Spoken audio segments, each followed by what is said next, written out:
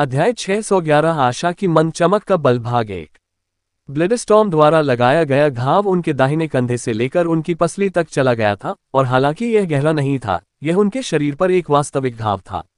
इसके अलावा ब्लडस्टॉर्म के दानव देवता के रक्त से संक्रमित होने के बाद एक रहस्यमय परिवर्तन हुआ। मूल रक्त लाल चमक अचानक नारंगी हो गई। नरसंहार हथियार में इस तरह के बदलाव से काटने की शक्ति में और भी सुधार हुआ क्योंकि ब्लडस्टॉर्म ने ऑक्सरे की पीठ पर वार किया। भीषण हत्या की भावना ने उसकी रक्षा को बहुत प्रभावित किया। वांग युवान के चेहरे पर भी सुखद आश्चर्य की अभिव्यक्ति थी क्योंकि ऑक्सरे को दिशा बदलने के लिए मजबूर होना पड़ा और लॉन्ग हाओचेन की शील्ड वॉल पर उन्मत्त रूप से हमला किया। वह अपने ब्लड स्टॉर्म को देखने से खुद को नहीं रोक सकी। वह ये देखकर तुरंत चौंक गया कि नारंगी चमक के निशान तेज गति से आरी के ब्लेड पर फैल रहे थे, जैसे एक अतुलनीय हत्या की भावना फूट पड़ी। सटीक कहें तो ब्लडस्टॉर्म विकसित हो रहा था। मूल रूप से वध की तलवार, इसे युद्ध की आग में अनगिनत दुश्मनों के खून के नीचे बपतिस्मा दिया गया था। आप इसे ऐसे ही छोड़ सकते हैं। हालांकि असामान्य बहुत अधिक खून के साथ ब्लडस्टॉर्म बहुत पहले ही खून से लाल हो गया था, और अब जब वह फिर से संक्रमित हो गई, भले ही अब दानव देवता परिवर्तन के तहत एक दानव देवता के खून से, वह अंततः अपनी अंतिम सीमा तक पहुंच गई थी। ये जानलेवा हथियार आखिरकार भयानक स्थिति में पहुंच गया। पैंथर डेमन गॉड ऑक्सरे ने लॉन्ग हाओचेन पर हमला करते हुए वांग युवान के हमलों से बचने के लिए बड़ी मुश्किल से कोशिश की, लेकिन हान यू और झांग फैन के कारण उसके दोनों तरफ की ऊंची ढालों ने उसे बहुत देर कर दी क्योंकि वह मारा गया था। हालांकि दानव देवता पैंथर आखिरकार 9वें चरण का पावरहाउस था। हिट होने के बावजूद उन्हें हान यू और झांग फैन को उड़ान भरने में कोई समस्या नहीं हुई। हॉन यू, जिनके पास सोल बाइंडिंग चेस का जीवन लिंक था, ने बेहतर प्रदर्शन किया। हालांकि उन्हें खदेड़ दिया गया था, उनके शरीर ने तीव्र चमक छोड़ी और ब्लेसिंग ऑफ लाइट के ठीक होने के साथ उन्हें केवल हल्की चोटें आईं। झांग फैन को बहुत अधिक नापसंद किया गया था, लेकिन उसके पास हान यू की तुलना में अपेक्षाकृत अधिक खेती थी, इसलिए यद्यपि उसका शरीर कुछ हद तक मुड़ा हुआ था क्योंकि उसने कुछ खून उगल दिया था, उसकी चोटें बहुत गंभीर नहीं थीं। उनके ब्लॉक दूसरे के लिए समय खरीदने के लिए थे। एक विशाल धातु की गेंद तेजी से गिरी, जिसने ऑक्सरे को रास्ते में असंख्य बिजली की चपेट में ले लिया। ऑक्सरे जोर से चिल्लाया क्योंकि उसके चारों ओर गहरे लाल रंग की लपटें अधिक तीव्र हो गईं, जिससे उस पर हमला करने वाली बैंगनी बिजली बेअसर हो गई। हालांकि इसके अवशोषण गुणों के कारण इसमें से कुछ भी दूर नहीं हुआ। जैसे ही बैंगनी विद्युत प्रकाश निष्प्रभावी हुआ, प्रकाश की एक विशाल सुनहरी गेंद ऑक्सरे के पीछे की ओर खींची गई। इसके विशाल खतरे को भांपते हुए ऑक्सरे ने अपना दाहिना हाथ उठाया और प्रकाश की धातु की गेंद से वार को रोक दिया। इसकी भारी भुजाएं प्रकाश की धातु की गेंद के संपर्क में आईं, जिससे तुरंत उस गेंद से विस्फोट की एक भयानक शक्ति फूट पड़ी। आशा की मंद किरण के अन्य सभी लोग स्पष्ट रूप से देख सकते थे कि ऑक्सरे का शरीर अगले ही पल में पूरी तरह से बैंगनी हो गया। जो अतुलनीय रूप से तेज था वह अप्रत्याशित रूप से बीच हवा में रुक गया, जबकि उसे बांधने वाली धातु की गेंद नीलम रंग में बदल गई, जिससे ऑक्सरे में विस्फोट होने पर गड़गड़ाहट की आवाजें आने लगीं। हालांकि दूसरों के लिए एनर्जी बॉल ऑफ लाइट से इतनी भयानक शक्ति देखने का ये पहला मौका था। इतने सालों तक एक साथ रहने के बाद उन्होंने ऐसा मौका जाने नहीं दिया। हान यू और झांग फैन को खदेड़ दिया गया, लेकिन दूसरों को लापरवाही नहीं करनी चाहिए। वांग युवान ने तुरंत विकसित ब्लडस्टॉर्म को लहराया, और इस बीच पैंथर दानव भगवान की पीठ पर एक ग्रे क्रिस्टल जैसा वैभव चमक गया, जिससे छिपे हुए कैयर का पता चला। कैयर एक हत्यारे के असली सार को समझ रहा था। एक सच्चे प्रतिद्वंद्वी का सामना करते समय वह जल्द से जल्द अपना कदम नहीं उठाएगी, बल्कि अधिकतम प्रभाव के समय की प्रतीक्षा करेगी। वह अंधेरे में छिपकर शक्ति संचय करती हुई अवसर की प्रतीक्षा कर रही थी। एक हत्यारे की भंडारण शक्ति एक चाल जितनी स्पष्ट नहीं थी, लेकिन इसके बाद शक्ति का विस्फोट और भी अधिक भयानक था। वांग युवान भी पीछे नहीं रहे। ब्लड स्टॉर्म की नारंगी चमक अचानक गायब हो गई, और यहां तक कि उसके आसपास की खून की लहरें भी गायब हो गईं। यदि कोई काफी करीब होता तो उसे रक्त के तूफान के चारों ओर प्रभामंडल घूमता हुआ दिखाई देता। उस अत्यधिक रक्तपात ने वास्तव में आकार ले लिया और वांग युवान के हमलों पर लागू किया गया।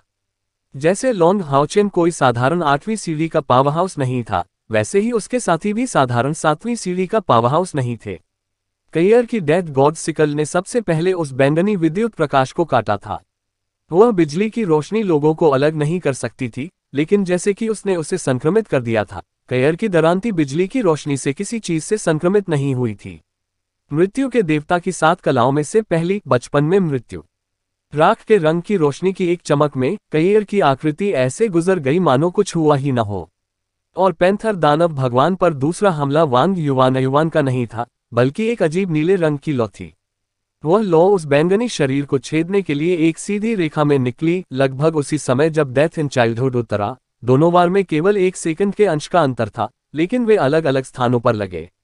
इसके बाद वांग युवान का ब्लडस्टॉर्म नारंगी रंग की सोने की चादर में लिपटा हुआ था। लेकिन लॉन्ग हाओचेन इस उपलब्धि में कैसे भाग ले सकते थे? मेरा ध्यान केवल रक्षा पर था।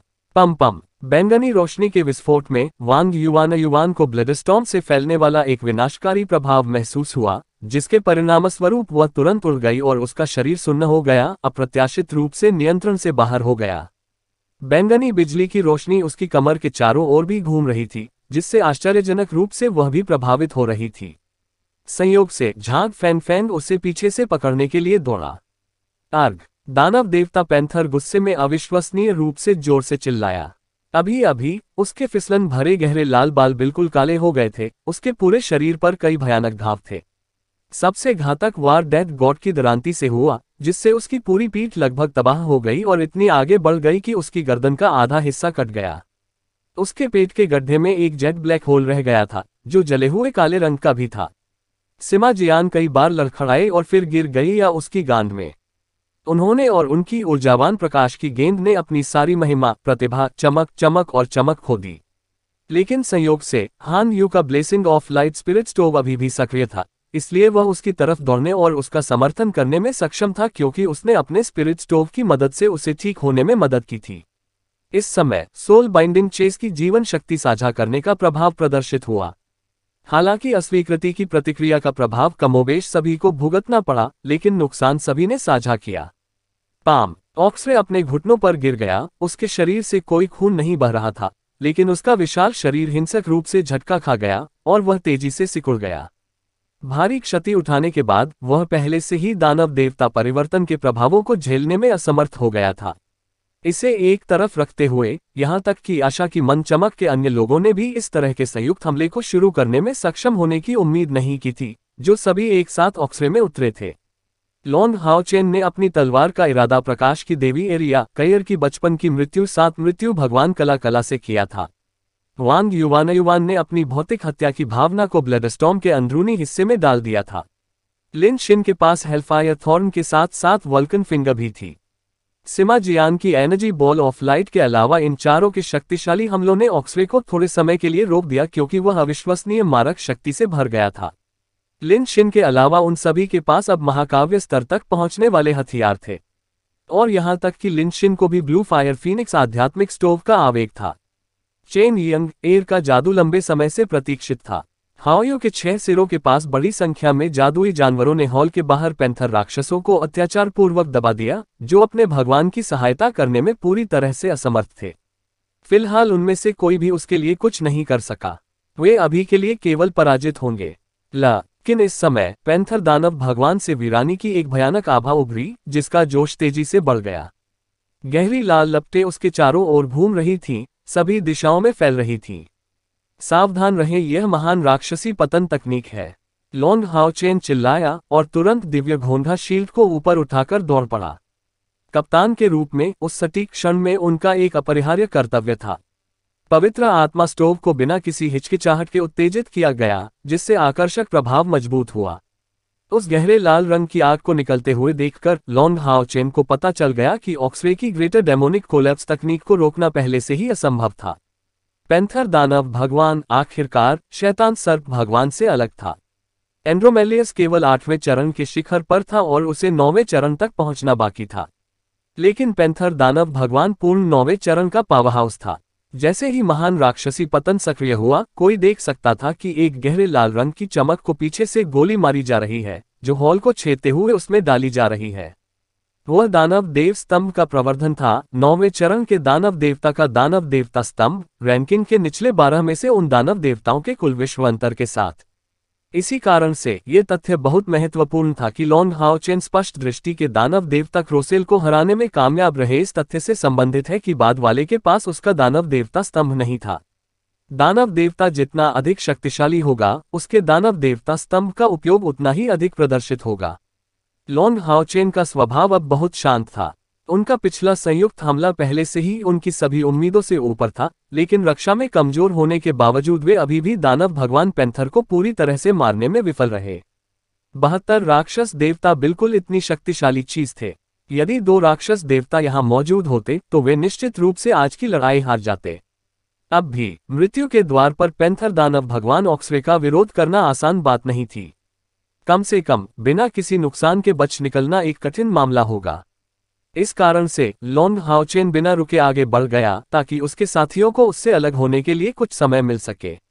भले ही महान राक्षसी पतन तकनीक एक शक्तिशाली चीज थी, वह एक राक्षस देवता का अंतिम उपाय है, अपने जीवन को जलाना।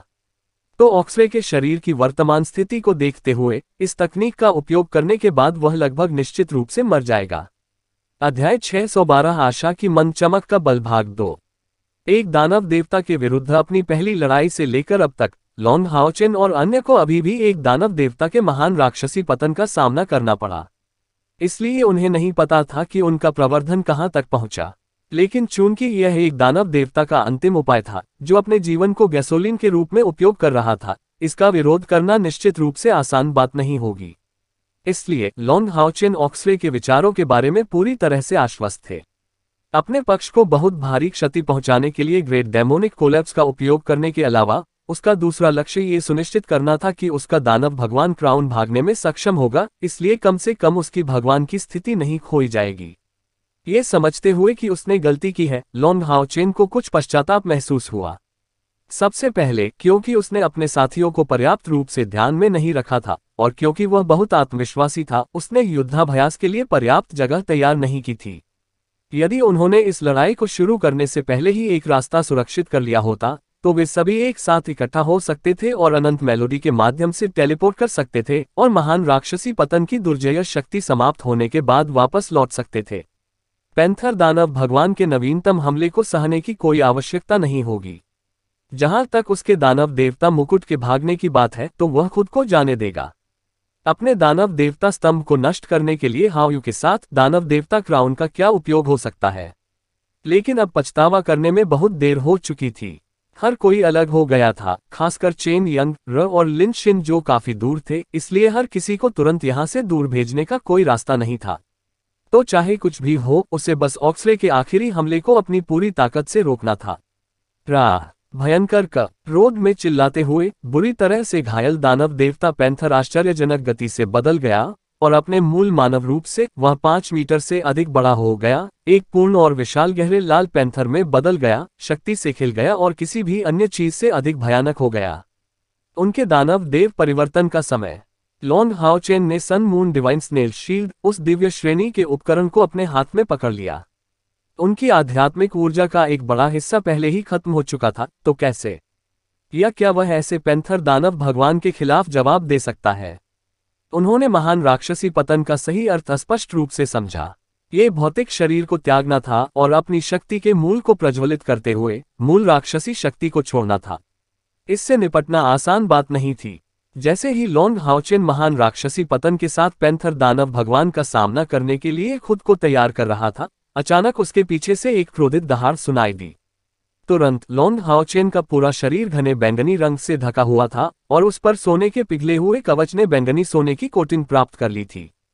पीछे से आ रहे उस बैंगनी लबादे ने न केवल लॉन्ग हाओचेन को बल्कि विशाल दानव देव पैंथर को भी अपनी चपेट में ले लिया। तुरंत एक शानदार दृश्य सामने आया। ऑक्सरे के शरीर पर जलती हुई गहरी लाल लौ तुरंत कठोरता से रुक गई, मानो पानी बर्फ में बदल गया हो और जलना पूरी तरह से बंद हो गया हो। ये परिवर्तन वास्तव में विचित्र था, जिसके कारण लॉन्ग हाओचेन को दानव भगवान पैंथर के शरीर की सारी शक्ति नष्ट हो गई और अंततः एक ही बार में नष्ट हो गई। एक भयभीत गहरे लाल दानव भगवान क्राउन ने भागने की कोशिश की, लेकिन बैंगनी प्रभामंडल से घिर जाने पर उसने तुरंत अपनी सारी शक्ति खो दी और एक झनकार के साथ जमीन पर गिर गया। आशा की मंद चमक दानव हंट दस्ते में हर कोई स्तब्ध था। वह युक्ति क्या थी? बस एक झटके में पहले से दबंग दानव भगवान पैंथर केवल कांप उठा। उन सभी ने उस बैंगनी प्रभामंडल के उत्सर्जक को देखा। हाओयू के 6 सिर उठे हुए थे, जबकि उसके 6 सिरों पर 6 जोड़ी आंखें ऊपर से समूह को गर्व से देखते हुए बैंगनी हो गई थीं। लिटिल फ्लेम का मुंह खुला रह गया और उसने तुरंत दानव भगवान के मुकुट को पूरी तरह से अपने मुंह में निगल लिया। वांग युवान ने बुदबुदाया, अब मैं वास्तव में समझ गया हूं कि दानव देवता सम्राट ने बॉस की खातिर पवित्र युद्ध क्यों शुरू किया। हाओ यू वास्तव में राक्षसों का शत्रु है। यह एक दानव देवता की महान राक्षसी पतन तकनीक को भी खत्म कर सकता है। लॉन्ग हाओचेन भी आश्चर्यचकित था। बेशक वह जानता था कि हाओयू के पास राक्षसों के खिलाफ उपयोग करने के लिए बहुत ही प्रतिबंधात्मक क्षमताएं थीं, लेकिन उसे उम्मीद नहीं थी कि वह उन्हें इस हद तक प्रतिबंधित करने में सक्षम होगी। लेकिन कप्तान के तौर पर वह इस स्थान पर टिके नहीं रह सके। हर कोई हाओयू की पीठ पर लौट आया। वे बहादुर थे, लेकिन आखिरकार वे केवल 8 लोगों का समूह थे। 10,000 से अधिक पैंथर राक्षसों को बाहर रखा गया, जो उन्हें अनिश्चित काल तक विलंबित करने के लिए पर्याप्त था। इसलिए वहां रहना जाहिर तौर पर उन्हें कठिन समय से गुजरना होगा। जैसा कि लॉन्ग हाओचेन ने कहा था, वह तुरंत सिमाजियान के पक्ष में शामिल हो गया, उसका कवच पकड़कर उसका नेतृत्व किया और एक झटके में हाओयू की पीठ पर लौट आया। अन्य लोगों ने भी इसका अनुसरण किया। वर्तमान समय में हाओयू के शरीर के चारों ओर एक शानदार दृश्य दिखाई दिया। 18 प्राणियों को बुलाने वाले द्वार टिमटिमा रहे थे और प्रत्येक चमक के साथ 18 जादुई जानवर पैंथर राक्षसों के खिलाफ निकट सीमा में लड़ते हुए बाहर आ गए। ये हॉल विशाल था, लेकिन चल रही ऐसी लड़ाइयों के कारण ये तंग लग रहा था। कोई भी पैंथर दानव उसका रास्ता रोकने में सक्षम नहीं था, खासकर तब जब उसके दानव भगवान ऑक्सरे को उसकी आंखों के सामने ही मार दिया गया था, जिससे उसके मनोबल पर गहरा असर पड़ा। सभी को जादुई जानवरों द्वारा हॉल के बाहर रखा गया था, जिनकी रक्षा करने का आदेश चेन यंत्र ने दिया था। सभी निकास। इस समय वह अभी भी अपनी बाहों में मैगडल अपना अंतिम एस पकड़े हुए थी। हाओयू, आइए राक्षस देव स्तंभ को खोजें। जैसे ही उसका आखिरी साथी हाओयू के पीछे पहुंचा, लॉन्ग हाओचेन ने तुरंत अगली चाल चलने के लिए हाओयू पर चिल्लाया। उन सभी छहों के सिर पर मुस्कान चमक उठी। वे उत्साहपूर्वक आगे की ओर दौड़ने लगे। Little light, little flame, little green, little blue, little purple और लिटिल येलो सभी ने जादुई बैराज लॉन्च किए, जिससे लॉन्ग हाओचेन के समूह को पैंथर डेमन पैलेस के पीछे बगीचे की ओर ले जाने के लिए इस हॉल में जबरन एक मार्ग बनाया गया। लॉन्ग हाओचेन को राक्षस क्षेत्र में कोई आशंका नहीं थी। वे न केवल राक्षस देवताओं को मारने की योजना बना रहे थे, बल्कि राक्षसों की नींव भी हिला देने की योजना बना रहे थे। प्रत्येक छोटे दानव देव स्तंभ के साथ राक्षसों की जड़ें हिल जाएंगी, और यदि एक दिन वे सभी राक्षस देव स्तंभों को मिटा सकें, तो राक्षस शायद अब आसपास नहीं रहेंगे। आगे सोचते हुए पूरा समूह अत्यधिक उत्साह से चमक रहा था। एक पैंथर दानव भगवान शुरुआत से ज्यादा कुछ नहीं था। हाओयू की पीठ पर हिंसक तरीके से हमला करते हुए वे हॉल में घुस गए। सभी पैंथर दानव विभिन्न प्रवेश द्वारों से आक्रमण कर रहे थे, लेकिन इसके विपरीत उनमें से कोई भी पीछे की ओर मौजूद नहीं था। यह ऐसा था जैसे हाओयू को राक्षस देवता स्तंभ की विशिष्ट स्थिति का एहसास हो गया था, जो उसे कई दीवारों को तोड़ने के बाद बगीचे की ओर ले गया था। इस समय दोनों ओर से 2 पीले बिजली के बोल्ट सीधे हाओयू की ओर जा रहे थे। लॉन्ग हाओचेन, जिसने इस समय खुद को बहुत अधिक ध्यान में रखा था, को यह निर्धारित करने के लिए अपनी आंखों का उपयोग करने की आवश्यकता नहीं थी कि ये 2 दुश्मन कौन थे। अपनी मानसिक स्कैनिंग के कारण वह अपनी आध्यात्मिक ऊर्जा की ताकत को महसूस करने में सक्षम था। ये निस्संदेह 2 गोल्डन पैंथर दानव थे। लॉन्ग हाओचेन को हस्तक्षेप करने की कोई आवश्यकता नहीं होने के कारण उसके पीछे के 2 अभिभावक शूरवीर आगे बढ़े। हान यू गोल्डन पैंथर दानव को बाईं ओर ले गया। उसकी गति स्पष्ट रूप से उसके बराबर नहीं थी, लेकिन एक शूरवीर के रूप में उसके साथी के रूप में एक घुड़सवार था। सिवाय इसके कि इस पर सवारी नहीं की जा सकती। मुड़ी हुई लहरें फैल गईं, जो हिंसक रूप से उस गोल्डन पैंथर दानव के शरीर से टकरा गईं। तुरंत बहुत तेज राक्षस जम गया, धीमा होने लगा और यहां तक कि रुकने भी लगा। हान यू ने जंगली स्कारलेट रक्त को अपने हाथ में पकड़ लिया और तुरंत उसकी तलवार से प्रकाश की एक सुनहरी किरण फैल गई। अजीब बात यह थी कि रिहा होने के बाद इसने गोल्डन पैंथर दानव को अपनी चपेट में ले लिया। गोल्ड पैंथर डेमन पर अंधेरे की आभा स्पष्ट रूप से देखी जा सकती थी। वह था मौलिक रुकावट का प्रभामंडल। हान यू ने वास्तव में इस प्रभामंडल के प्रभाव क्षेत्र पर संपीड़न किया, फिर भी इसके प्रभाव को मजबूत किया। लॉन्ग हाओचेन समूह में एकमात्र प्रतिभाशाली नहीं था, सभी आशा की फीकी चमक वाले थे। दानव नेत्र कमांडर के हाथों से उस गोल्डन पैंथर दानव पर हिंसक हमला करने का अवसर जब्त करते हुए घुमावदार लहरों की एक अत्याचारी लहर को हिंसक रूप से गोली मार दी गई। इस लड़ाई में उसे अभी भी हान यू द्वारा बुलाया जाना था, तभी वह अचानक ये बड़ा कदम उठा सका। हान यू ने अपनी पीठ पर अपने आध्यात्मिक पंख फड़फड़ाए और स्कारलेट ब्लड वाइल्ड उसका सिर काटने के लिए उस गोल्डन पैंथर दानव के पीछे चला गया। उसकी खेती के साथ डेमन आई की मदद से गोल्डन पैंथर डेमन को संभालना कोई समस्या नहीं थी, खासकर जब उसने पहल की थी। दूसरी ओर झांग फैन फैन दौड़ रहा था, उसका पूरा शरीर सुनहरे रंग में खिल गया। उनके उपकरण टीम के बाकी सदस्यों की गुणवत्ता से बहुत दूर थे, लेकिन उनका अनुभव सभी की तुलना में अधिक व्यापक था। एक दानव शिकार दस्ते के कप्तान के रूप में जो उनके साथ 7वें चरण पर आगे बढ़ा, उसमें कौशल की कमी कैसे हो सकती है। वांग युवान की तरह उनकी खेती 7वें चरण की 5वीं रैंक तक पहुंच गई। केवल उसकी कुल आध्यात्मिक ऊर्जा उससे थोड़ी ही कम थी।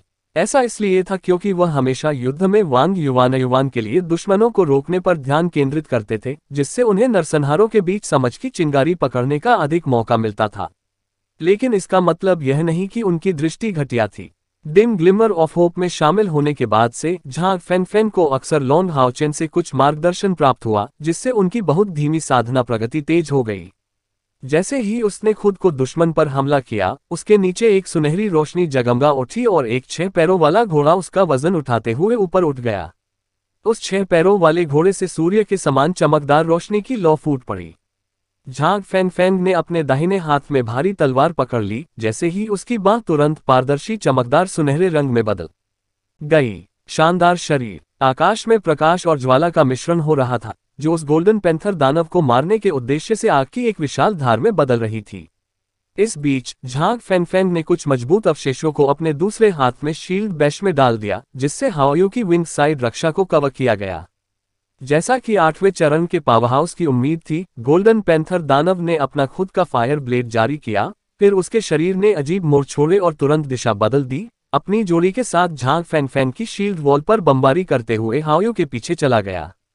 तेज पंजे के साथ अध्याय 613 आशा की मन चमक का बल भाग 3। 7वां चरण बनाम 8वां चरण, ये वह अंतर है जिसे प्रत्यक्ष उपकरण दमन के बिना लगभग रोका नहीं जा सकता। ठीक उसी तरह शील्ड वॉल रह गई, लेकिन ये फिर भी गोल्डन पैंथर दानव को रोकने में कामयाब रही। जैसे ही यह पैंथर दानव अपना हमला जारी रखने की तैयारी कर रहा था, उसे अचानक गर्मी महसूस हुई और वह अनजाने में पीछे हट गया। तभी अनगिनत स्वर्णिम लपटें सभी दिशाओं से उठती हुई उनकी दृष्टि में आई और उनके शरीर को चारों ओर से घेर लिया। ये सुनहरी लाल लपटें झांग फैन फैन द्वारा पहले प्रक्षेपित अग्नि ब्लेड से परिवर्तित हो गई थीं। यह उनकी स्वनिर्मित क्षमता थी, holy fire cage. Zhang Fan Fan के माउंट में अग्नि विशेषता भी थी, और यद्यपि ये पवित्र अग्नि का उपयोग करने में भी सक्षम था, इसके लिए कुछ तैयारी के समय की आवश्यकता थी। इसके बजाय वह अपने पर्वत की अग्नि को अपने पवित्र गुण में विलीन कर सकता था, लेकिन इसके लिए निश्चित रूप से उसके पर्वत के साथ उसकी जोड़ी को एक भयानक स्तर के साथ साथ जबरदस्त नियंत्रण तक पहुंचने की आवश्यकता थी। पिंजरे में बंद सुनहरे तेंदुए ने एक दयनीय चीख निकाली। अग्नि और प्रकाश तत्व का वह भयानक संयोजन उसे अत्यंत गर्म और संक्षारक लगा। झांग फैन फैन ने अपने दाहिने हाथ में भारी तलवार उठाई, तभी उसके शरीर से एक धीमी लाल रोशनी चमकी, जिससे एक आध्यात्मिक चिंगारी निकली। तुरंत एक रोशनी उस भारी तलवार की नोक से शुद्ध और पवित्र सफेद रंग की गोली चलाई गई, जिसने पवित्र अग्नि पिंजरे द्वारा रोके गए गोल्डन पैंथर दानव को बुरी तरह से छेद दिया। एक तेज आवाज के साथ गोल्डन पैंथर दानव अपने मूल स्थान पर वापस आ गया, अभी भी लाल सुनहरी आग का सामना कर रहा था, जिससे वह हिंसक रूप से हिल गया। प्रकाश का परीक्षण। गार्जियन नाइट्स और एवेंजर नाइट्स द्वारा सीखा गया 8वां कदम एकल लक्ष्य आक्रामक मंत्र।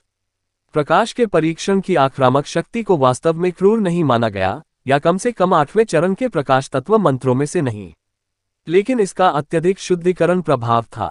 दूसरे शब्दों में, यह अंधेरे तत्व के विरोधियों के खिलाफ बेहद गंभीर शक्ति प्रदर्शित करेगा, लेकिन अन्य विशेषताओं के विरोधियों के खिलाफ इसकी बेहद कमी होगी।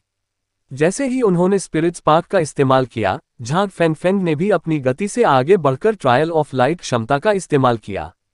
इसी बीच उसकी परछाई से एक और आकृति निकली।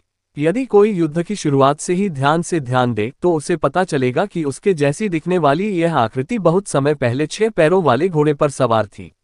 ये सिर्फ इतना है कि क्योंकि वह पूरे समय झांग फैन फैन की पीठ से चिपका रहा, गोल्डन पैंथर दानव उसे देखने में असमर्थ था। प्रकाश का परीक्षण 8वें चरण का कौशल था, जिसे झांग फैन फैन निश्चित रूप से तुरंत जारी करने में असमर्थ था, भले ही वह स्पिरिट स्पार्क पर निर्भर था। मंत्र उसके पीछे इस आकृति द्वारा पूरा किया गया था। दूसरा, वह बेजोड़ सेकंड लाइफ स्पिरिट स्टोव से था।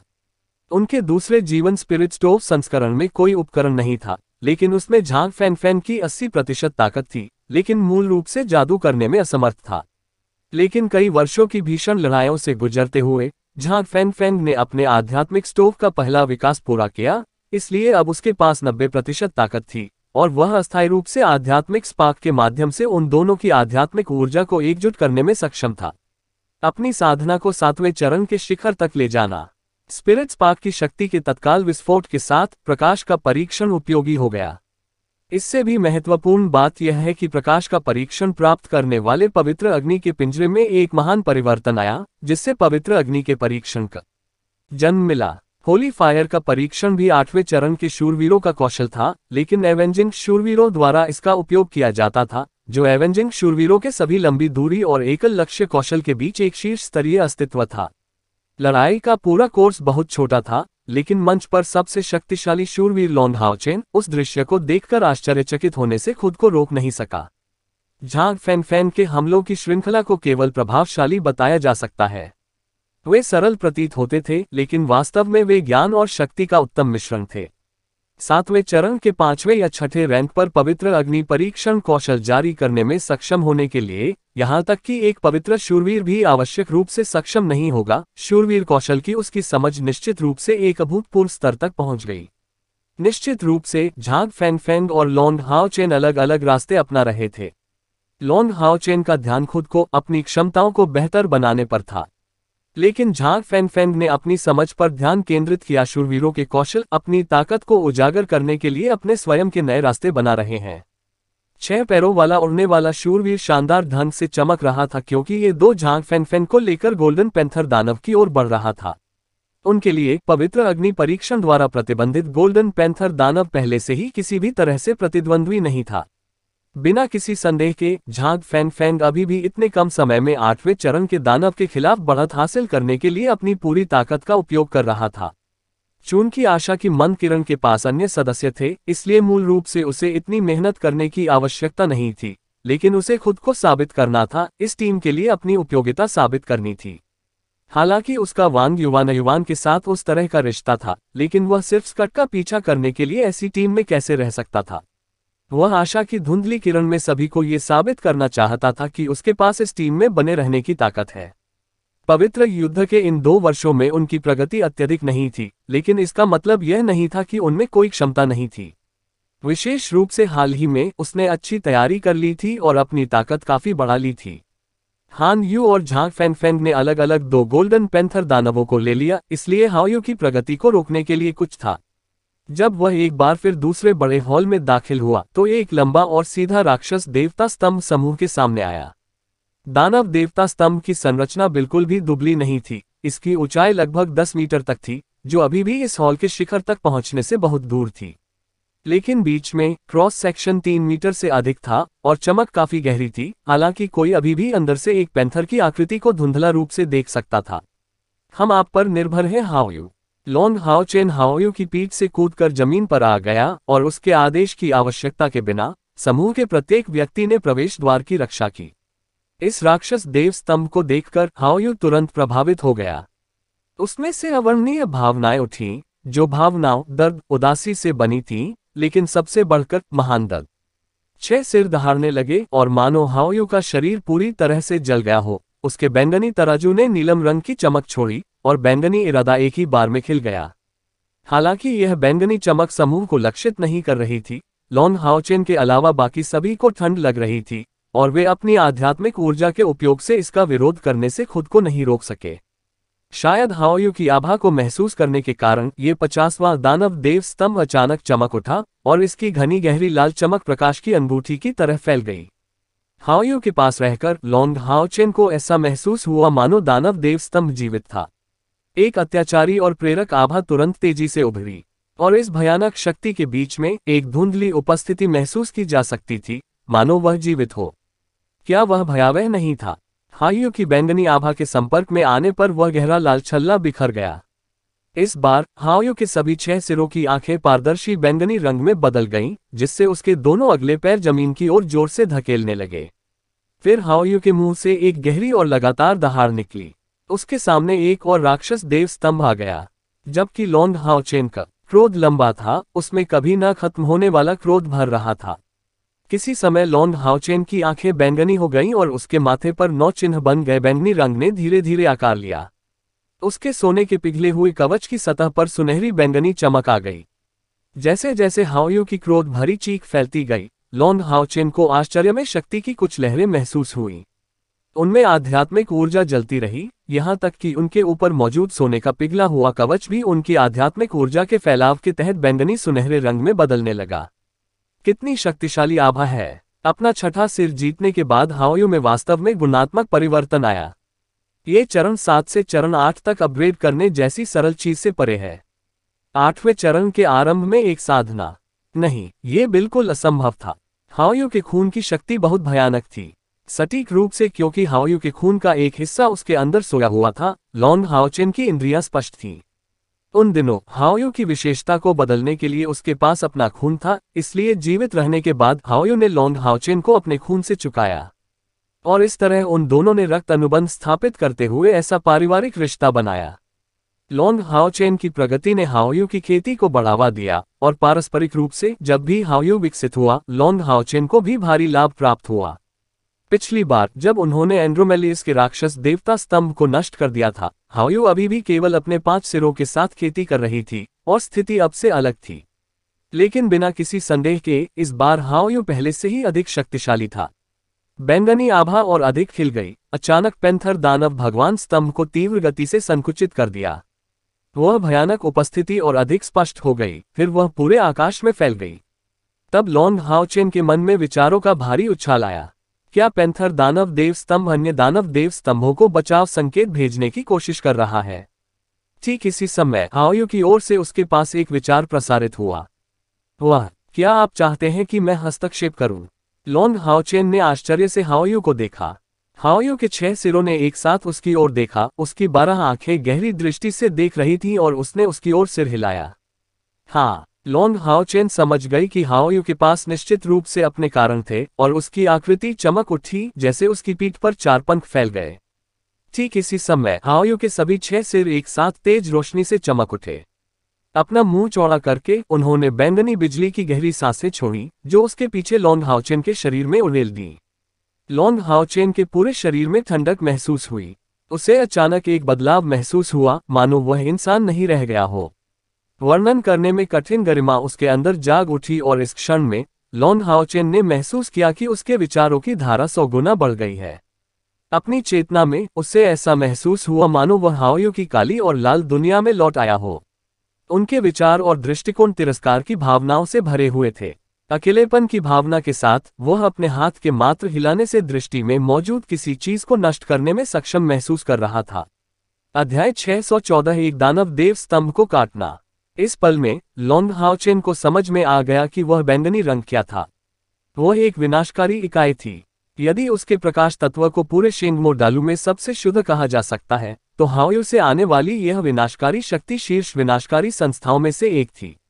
विनाश, क्या वह आप थे? एन विशेषता प्रकार। लॉन्ग हाओचेन को यह समझ में नहीं आया, लेकिन उन्हें यकीन था कि यह विनाशकारी शक्ति उनके ज्ञान में किसी भी अन्य विशेषता से अतुलनीय थी। आशा की फीकी चमक में से प्रत्येक ने अलग अलग प्रतिक्रियाएं दिखाते हुए लॉन्ग हाओचेन को देखा।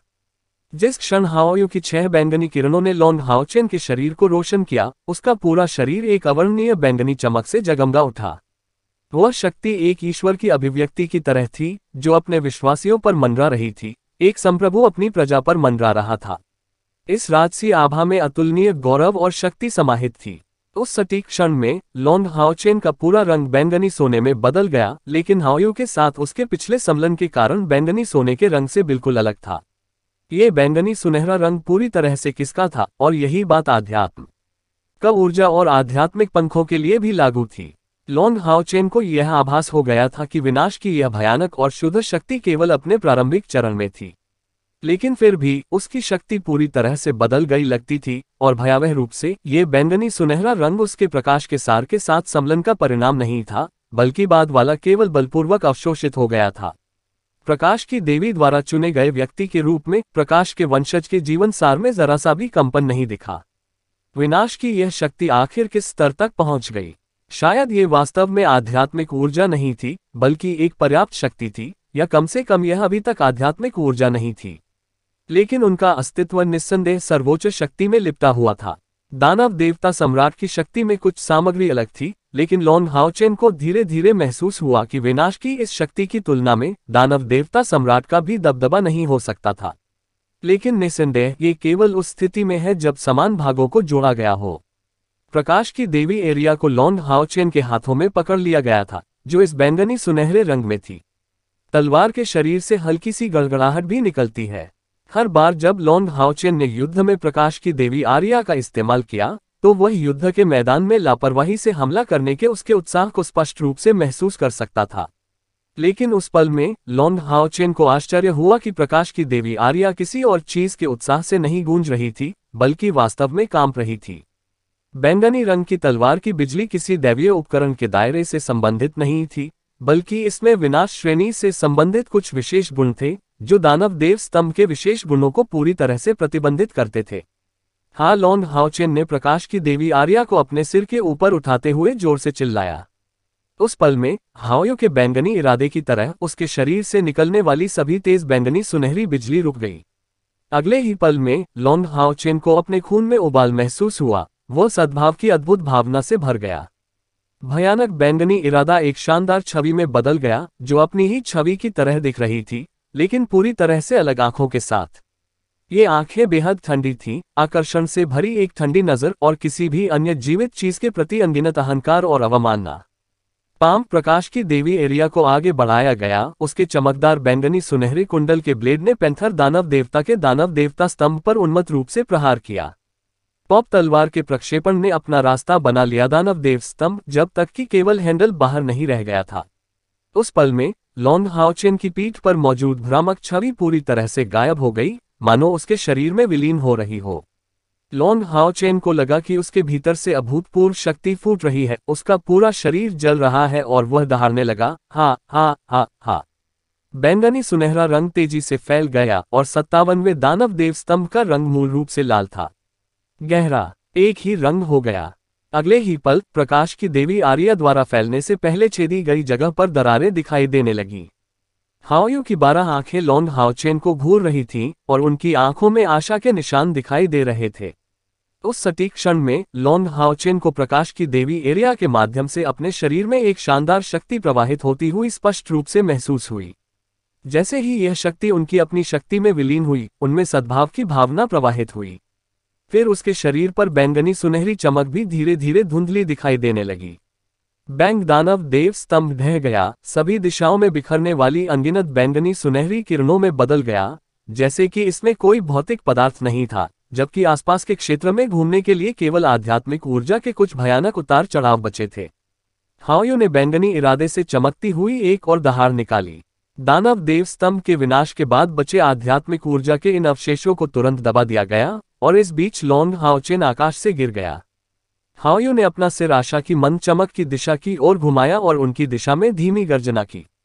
उस समय लिटिल लाइट का सिर सोने से रोशन था, जिसने उसके शरीर को लॉन्ग हाओचेन के चारों ओर लपेट दिया था। आशा की बाकी धुंधली किरण ने बहुत देर तक इंतजार करने की हिम्मत नहीं की और वापस हाओयू की ओर दौड़ पड़े।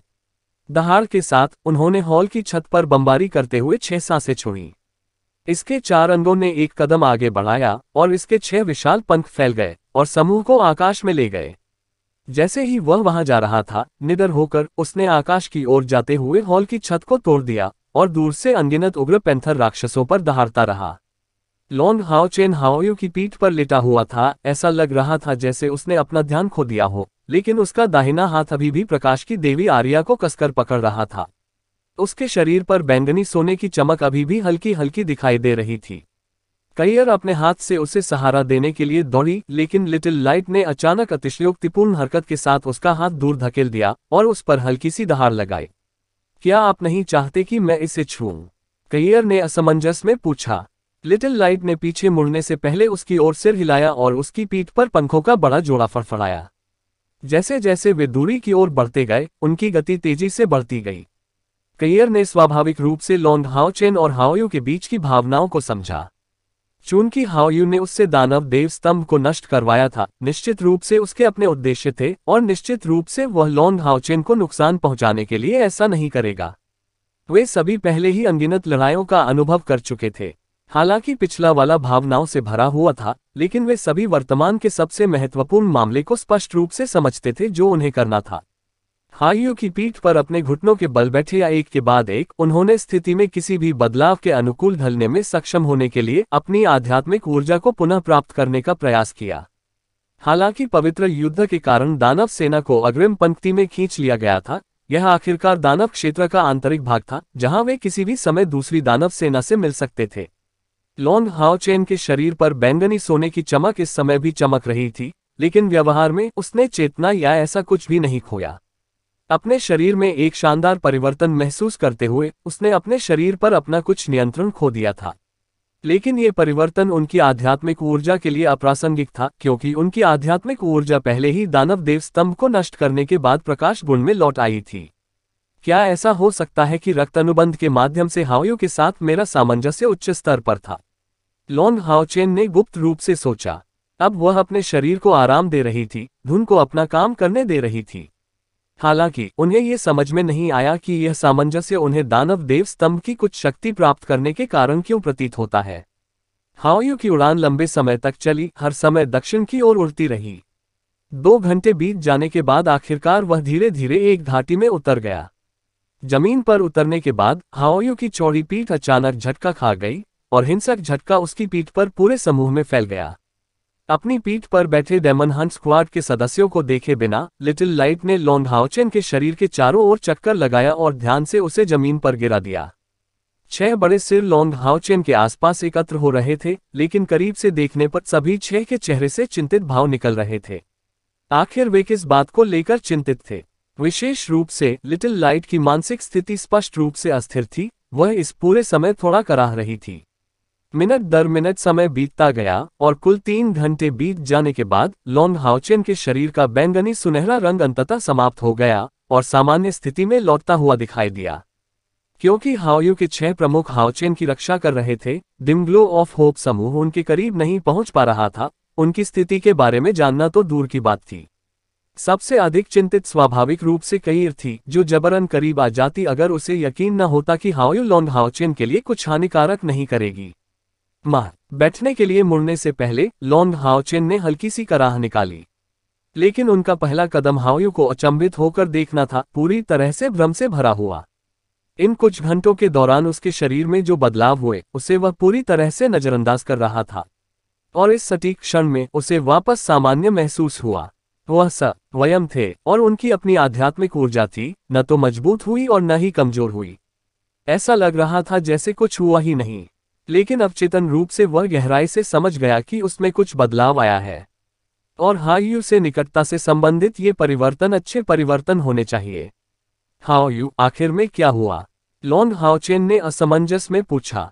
हाओयू ने अपना सिर थोड़ा हिलाया।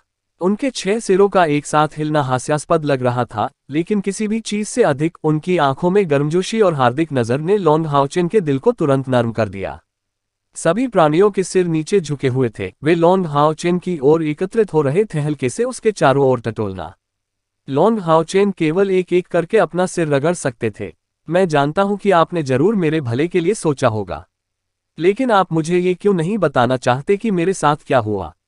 लॉन्ग हाओचेन ने हाओयू से उसकी उत्पत्ति और क्षमता के बारे में कई बार पूछा था, लेकिन हर बार हाओयू ने उसे दयनीय दृष्टि से देखा, लेकिन उसने जोर देने की हिम्मत नहीं की।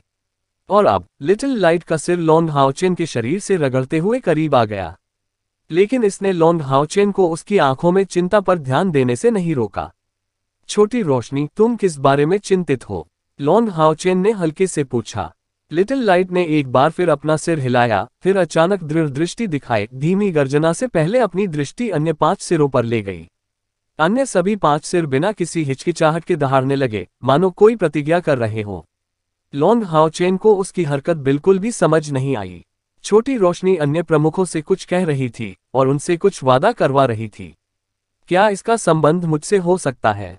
अब जबकि लॉन्ग हाओचेन पूरी तरह से भ्रमित था, अन्य प्रमुखों की सहमति प्राप्त करने के बाद लिटिल लाइट ने विचार की चमक संचारित करते हुए अपनी कोमल निगाहें वापस लॉन्ग हाओचेन की ओर घुमाई।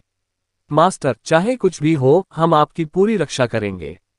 हम आपको कभी लालच नहीं देंगे। इन शब्दों को पीछे छोड़ने के बाद हाओयू लॉन्ग हाओचेन को विवरण मांगने का समय दिए बिना बैंगनी रोशनी में बदल गया, उसकी दृष्टि से गायब हो गया, वास्तव में टेलीपोर्ट हो गया। मुझे कभी धोखा मत दो। हाओयू ने मुझे धोखा क्यों दिया? लेकिन उन शब्दों से उनका क्या मतलब था? एक पल के लिए लॉन्ग हाओचेन एक बड़ा सिरदर्द महसूस करने से खुद को नहीं रोक सका। जैसे जैसे उसकी ताकत बढ़ती गई, उसका हाओयू और अधिक रहस्यमय होता गया।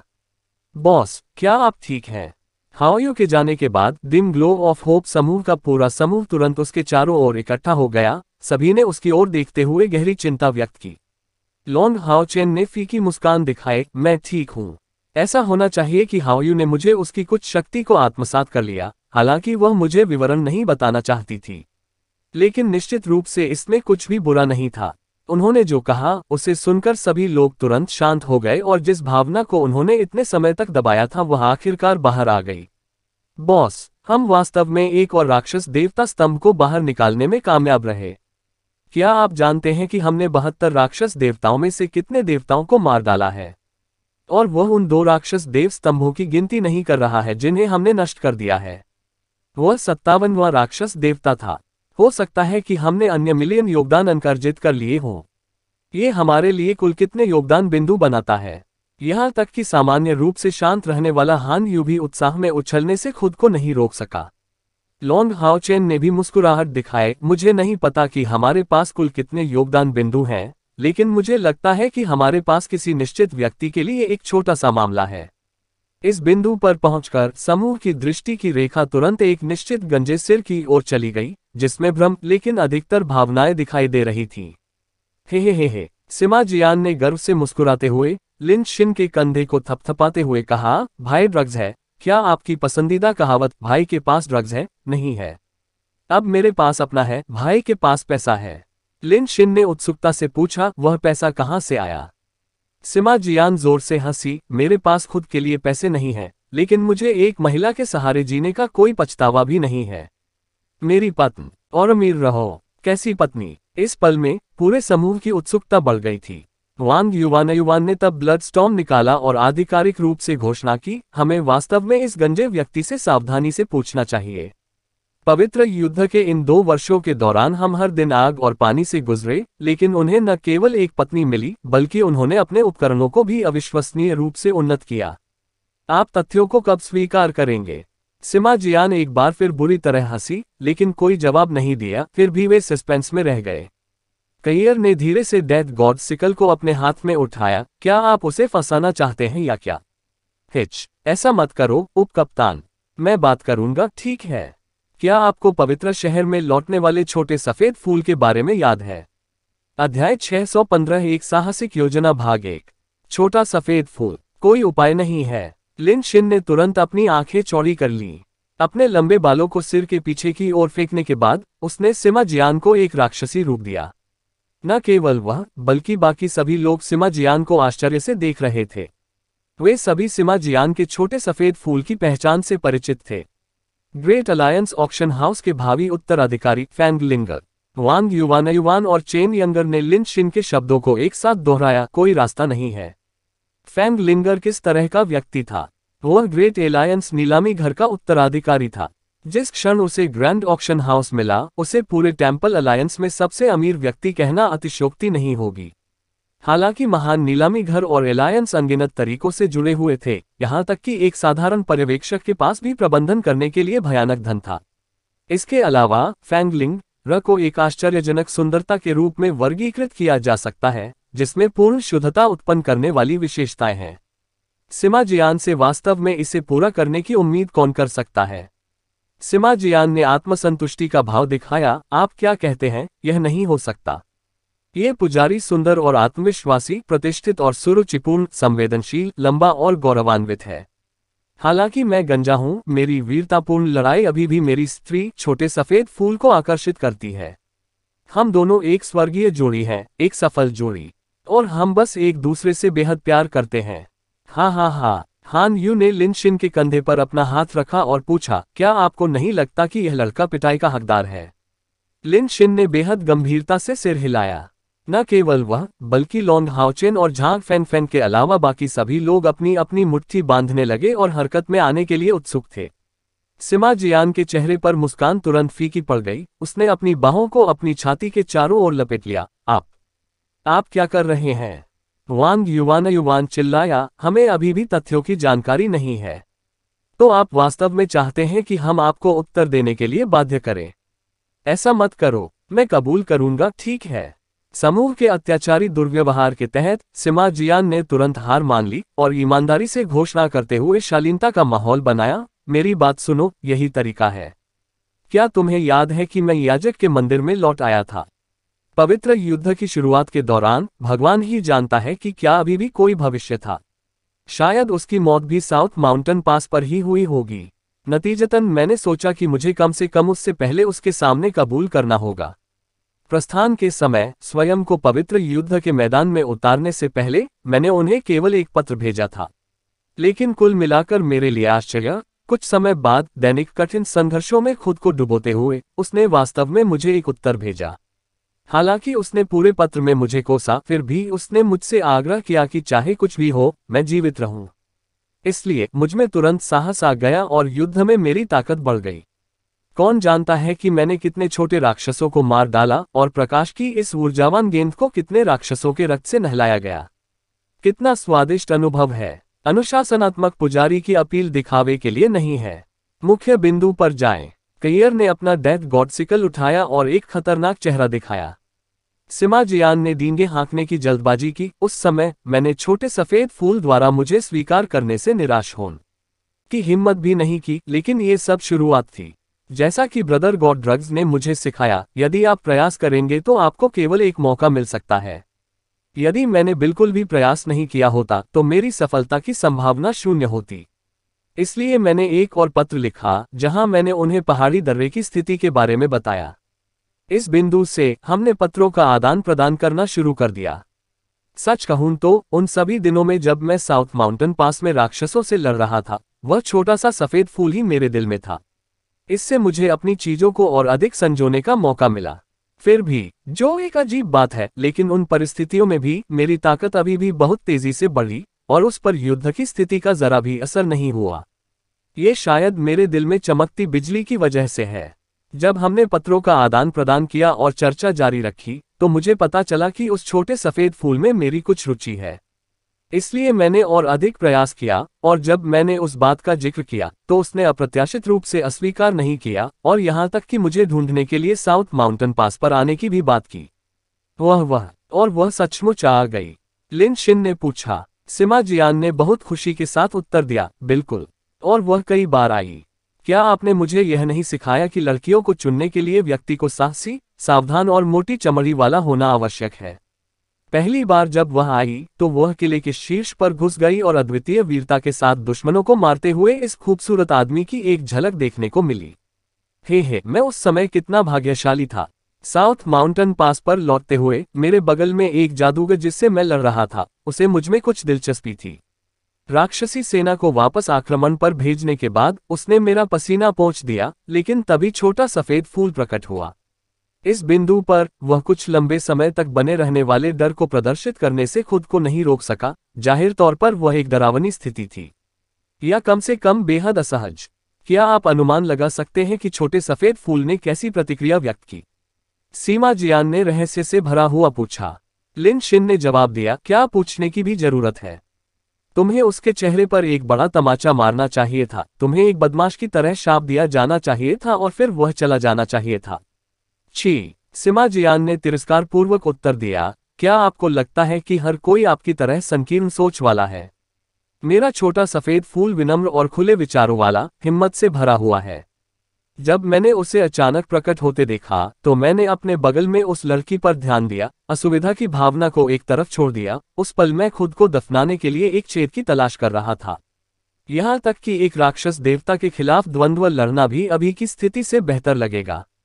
चेन यंग रहस्य तो यह वैसा ही निकला जैसा ब्रदर हेज ड्रग्स ने कहा था। सिमा जियान कहीं थी। या शक्तिहीन, उस मुद्दे पर बात करना बंद करो, ठीक है? बस मेरी बात सुनो। किसी भी स्थिति में उस क्षण मैं वास्तव में स्तब्ध महसूस कर रहा था, उससे भी अधिक बुरा महसूस कर रहा था जब मेरे शिक्षक ने मुझे गलती करते हुए पकड़ लिया था। लेकिन उम्मीदों के विपरीत वह छोटा सफेद फूल वास्तव में परेशान नहीं हुआ। इसके बजाय वह खूबसूरती से मेरी तरफ आई और एक रुमाल निकाला और मेरे चेहरे पर मौजूद दागों को प्यार से पोंछ दिया।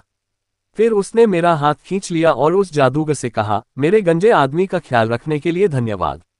उस समय मैं वहां मूर्खतापूर्ण और पूरी तरह से खाली खड़ा था। ठीक इसी समय राक्षसों ने एक और हमला किया और एक राक्षसी भेड़िया छोटे सफेद फूल को काटने के उद्देश्य से हमारी ओर आया। उस पल मैंने इस पर ज्यादा विचार नहीं किया और उसे दूर धकेलने के लिए दौड़ा और अपनी तलवार से ब्लेड ले लिया। बकवास, वह राक्षसी भेड़िया सचमुच बहुत निर्दयी था। उसका ब्लेड मेरी मांसपेशियों में घुस गया, जिससे मुझे उसे बाहर निकालने में काफी समय लगा। मैंने उसे तुरंत पीट कर लुगदी बना देने के लिए एनर्जी बॉल ऑफ लाइट का इस्तेमाल किया।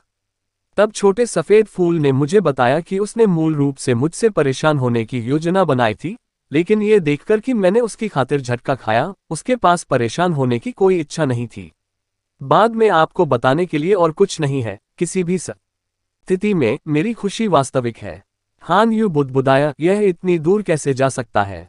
सिमा ने इसे ऐसे ही प्रबंधित किया। सिमा जियान की गर्वपूर्ण अभिव्यक्ति फिर से सामने आई, वह सफल कैसे नहीं हो सकता? मैं आपको बता दूं, मुझे अब पूरी तरह समझ में आ गया है कि आप किसी किताब को उसके आवरण से नहीं आंक सकते। मेरे छोटे सफेद फूल को उसकी नाजुक और प्यारी शक्ल से मत आंकिए, या इसलिए कि वह एक कुलीन अमीर लड़की की तरह दिखती है। बुनियादी तौर पर उसे प्यारे लड़के पसंद नहीं हैं, बल्कि मेरे जैसे बहादुर आदमी पसंद हैं। लिन शिन ने प्रकाश की ऊर्जावान गेंद की ओर इशारा किया, तो क्या ये चीज आपके छोटे सफेद फूल की मदद से बनाई गई थी? सिमा जियान ने मुस्कुराहट दिखाई, ये सच बात है। वह मेरी सुरक्षा के बारे में चिंतित कैसे नहीं हो सकती? इसके अलावा वह युद्ध का मैदान भी नहीं छोड़ सकेगा। पहली बार जब उसने मुझे खोजा तो उसके पास सामग्री तैयार थी, इसलिए वह हमारे टेम्पल एलायंस से 3 लोहारों को ले आई और उनसे मेरी एनर्जी बॉल ऑफ लाइट को फिर से बनाने के लिए कहा।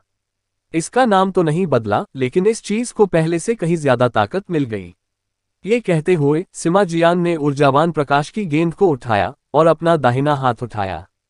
तुरंत प्रकाश की ऊर्जावान गेंद एक बार फिर बैंगनी विद्युत प्रकाश के साथ टिमटिमा उठी। भीतर छिपी बैंगनी रोशनी बहुत स्पष्ट नहीं थी, लेकिन आध्यात्मिक ऊर्जा का उतार चढ़ाव वास्तव में तीव्र था।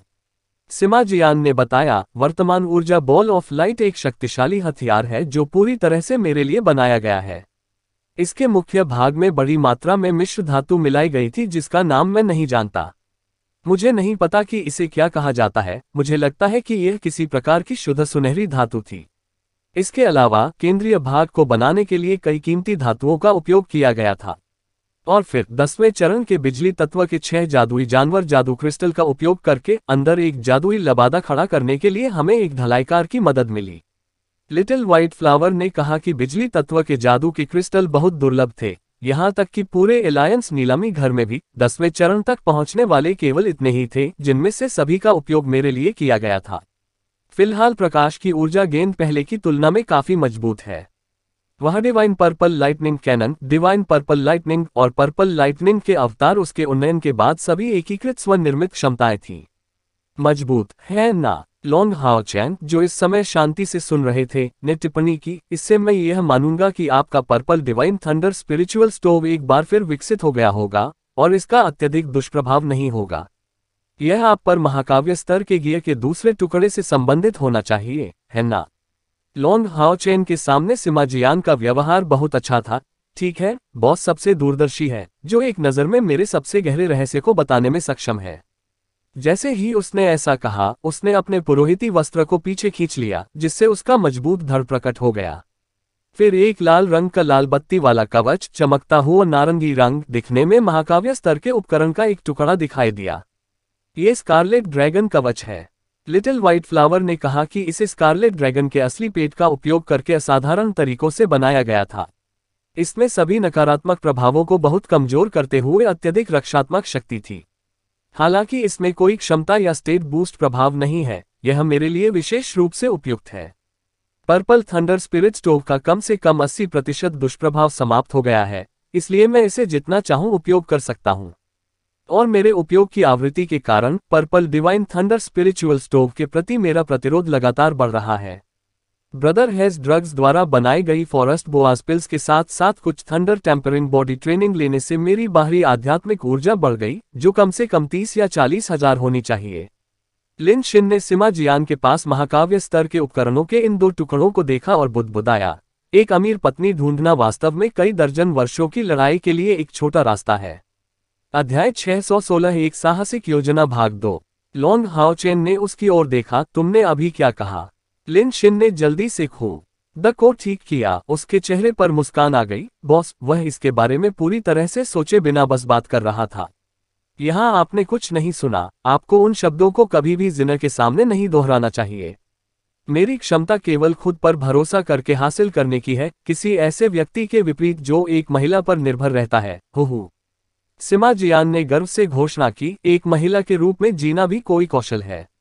आप कैसे हैं? जरा अपने जिगोलो रूप को देखो। तुम्हें चाहेगा भी कौन? वांग युवान ने नाखुश होकर घोषणा की, लड़ना बंद करो।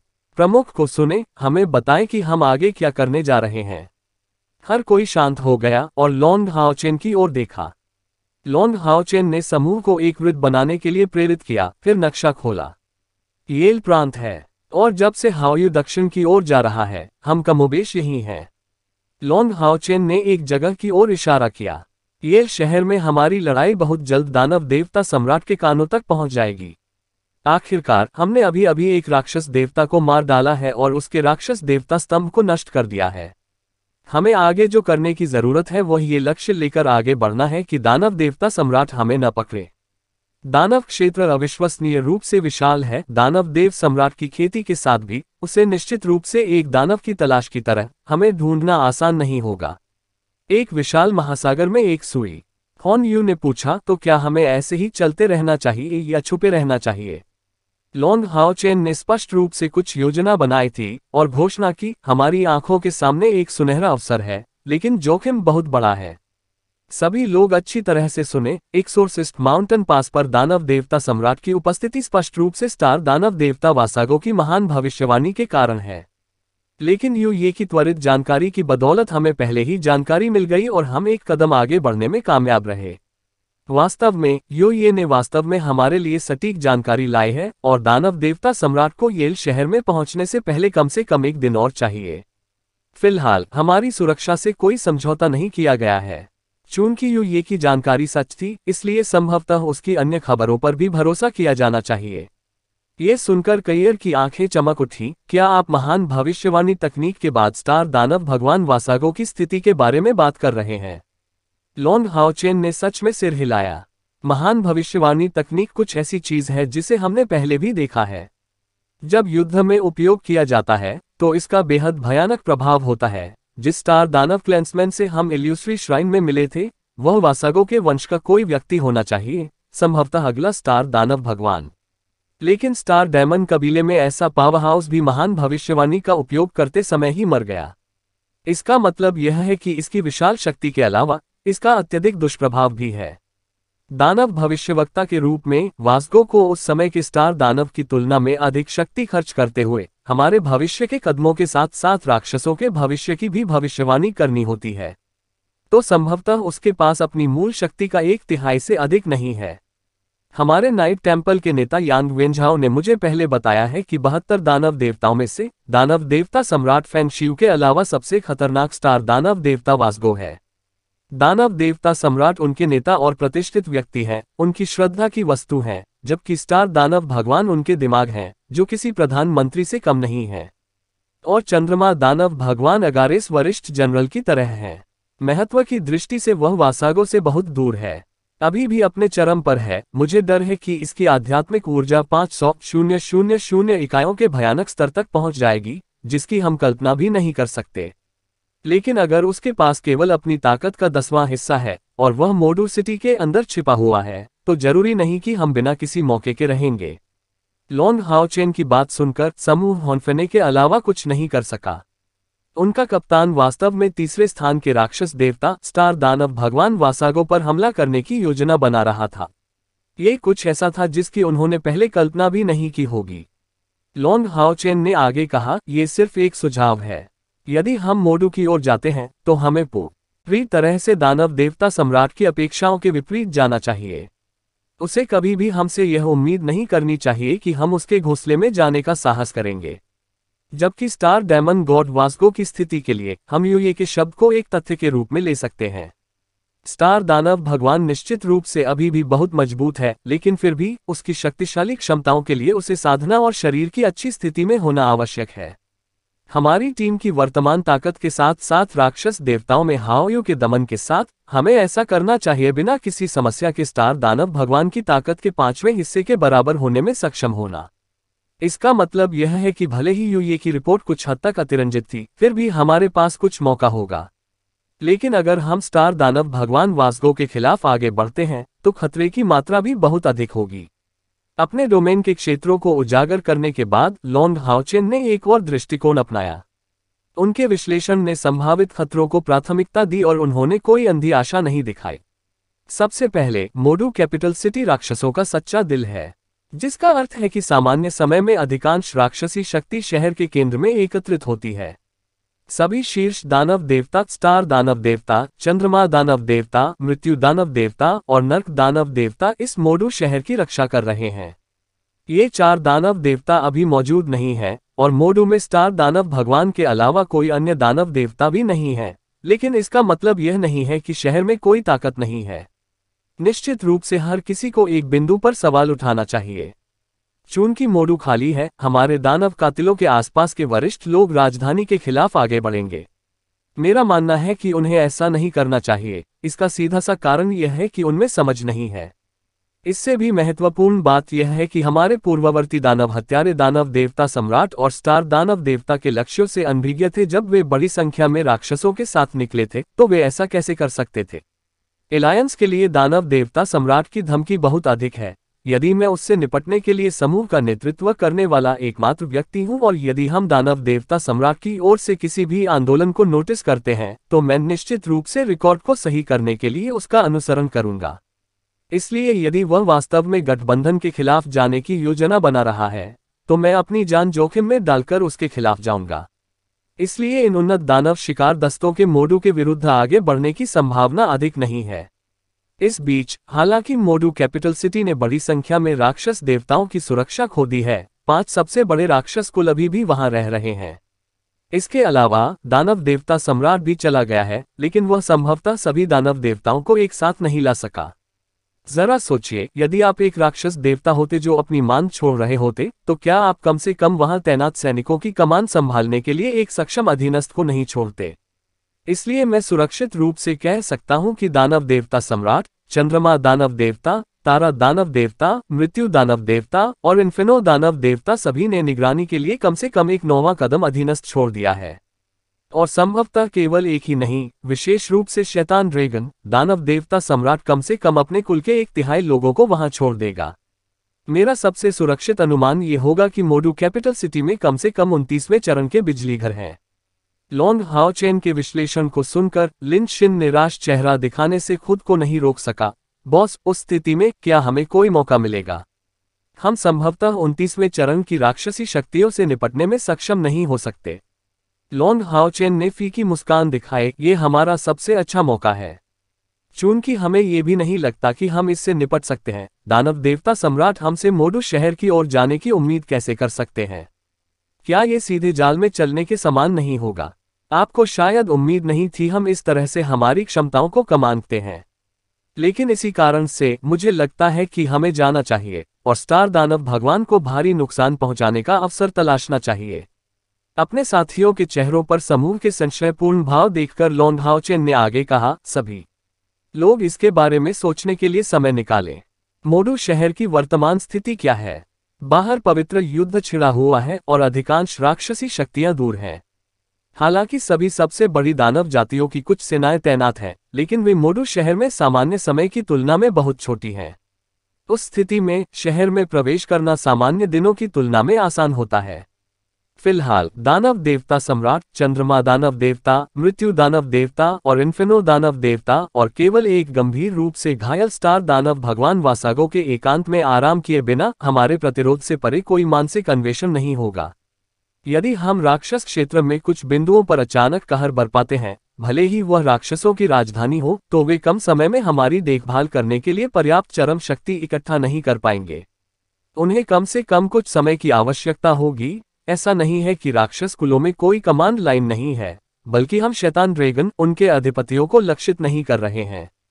कैयर ने कहा, मैं तुम्हारा इरादा समझ सकता हूं। यदि हम राजधानी में जाते हैं तो हम सबसे पहले दानव देवता सम्राट की उम्मीदों के खिलाफ जाएंगे, क्योंकि अगर उसने निश्चित रूप से हमसे ऐसा करने की हिम्मत करने की उम्मीद नहीं की होती तो हमें दानव देवता सम्राट के बारे में चिंता करने की जरूरत नहीं होती। और इसके बाद यदि हम स्टार डेमन कबीले के खिलाफ आगे बढ़ते हैं तो अधिक से अधिक हमें पीछे छूट गए स्टार डेमन कबीले के पावरहाउस के हमलों का सामना करना पड़ेगा। अन्य कुल इसे समय पर नहीं बना पाएंगे, और यदि यह सफल होता है तो हम राक्षसी शक्तियों से घिरे होने से पहले केवल अनंत मेलोडी के माध्यम से ही निकल सकते हैं, भले ही हमें लंबे समय तक टॉवर ऑफ इटर्निटी के अंदर एकांत में रहना पड़े। इस तरह हम पीछा किए जाने से बच सकते हैं और मोडू शहर से बाहर निकलने के मौके का इंतजार कर सकते हैं। लॉन्ग हाओचेन ने मुस्कुराते हुए सिर हिलाया, मूलतः यही विचार है। कैयर ने टिप्पणी की, तो दो समस्याएं हैं। सबसे पहले, चूंकि स्टार दानवों ने अभी तक पवित्र युद्ध में भाग नहीं लिया है और स्टार दानव भगवान गंभीर रूप से घायल हो गए हैं, उनका स्टार दानव महल निश्चित रूप से बहुत अच्छी तरह से संरक्षित है। शीर्ष 3 राक्षस कुलों में से किसी एक से निपटना इतना आसान नहीं होगा। कम से कम हमारी ताकत के मौजूदा स्तर पर ऐसा कोई तरीका नहीं है जिससे हम उनका विरोध कर सकें। उन परिस्थितियों में हम स्टार दानव भगवान से आसानी से कैसे निपट सकते थे? दूसरा, चूंकि स्टार दानव भगवान एकांत में है और बहुत कमजोर है, भले ही हम स्टार दानव पैलेस पर हमला करें, उसे बस एकांत में छिपा रहना होगा। फिर हम इसे कैसे पा सकते हैं? आखिरकार हमारे पास इसके लिए ज्यादा समय नहीं होगा। अध्याय 617 एक साहसिक योजना भाग 3। लॉन्ग हाओचेन ने उत्तर दिया, हाँ, ये 2 समस्याएं हैं जिनसे हमें निपटना है। आइए मैं आपको अपना विचार बताता हूँ। स्टार दानवों की शक्ति के संबंध में कैयर सही है। हम संभवतः अपनी वर्तमान ताकत के साथ उसी तरह आगे नहीं बढ़ सकते जिस तरह हमने पैंथर डेमन पैलेस के साथ किया था। ताकत के मामले में स्टार डेविल्स पैंथर डेविल्स से अतुलनीय हैं, लेकिन नहीं, हमें अनिवार्य रूप से बलपूर्वक प्रवेश करना होगा। हमें स्टार कबीले पर भी ध्यान केंद्रित करने की जरूरत नहीं है। वह कौन सा कबीला है जिसका स्टार डेविल्स के साथ सबसे बड़ा रिश्ता है?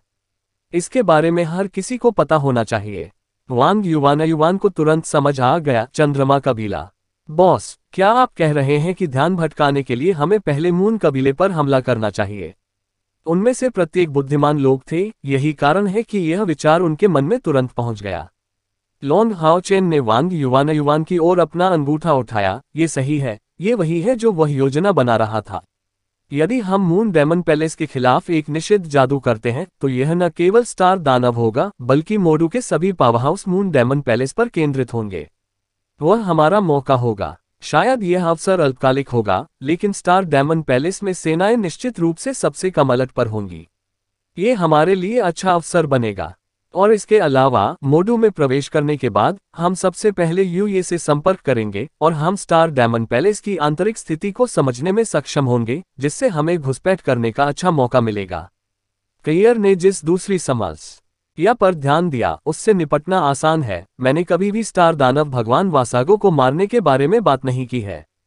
सच में इसकी बहुत संभावना है कि हम उसे नहीं ढूंढ पाएंगे, लेकिन हर किसी को यह मत भूलना कि हाओयू हमारे साथ है। हाओयू एक दानव देवता को ढूंढने में असमर्थ हो सकता है, लेकिन एक दानव देवता स्तंभ को ढूंढना बिल्कुल भी समस्या नहीं होगी। इसलिए मेरी राय में हमें वासगो को निशाना नहीं बनाना चाहिए, जिसके पास निश्चित रूप से नंबर 3 राक्षस देवता के रूप में अपना अस्तित्व सुनिश्चित करने के कई तरीके हैं, और उसे मारना बेहद मुश्किल होगा। अन्य दानव शिकार दस्तों की तुलना में हमारा सबसे बड़ा लाभ यह है कि हम दानव देव स्तंभों को नष्ट कर सकते हैं। जरा सोचिए, अगर हम स्टार दानव भगवान के दानव देवता स्तंभ को नष्ट कर सकते हैं या इसे गंभीर रूप से नुकसान पहुंचा सकते हैं, तो इसका उस पर क्या प्रभाव पड़ेगा? लॉन्ग हाओचेन के स्पष्टीकरण के इस बिंदु पर संशयवादी समूह की आंखें लगातार चमक उठीं। ठीक है, उन्हें दानव देवताओं का बलपूर्वक मुकाबला करने की बिल्कुल आवश्यकता क्यों होगी? उन्हें केवल राक्षस देव स्तंभ पर निशाना लगाना था, और लॉन्ग हाओ चेन की योजना के अनुसार यदि वे चुपचाप दानव देवता स्तंभ के करीब पहुंच सकते हैं और हाओयू को इसे तोड़ने दे सकते हैं, तो स्वयं वासागो भी शायद ही इसे बचा पाएंगे।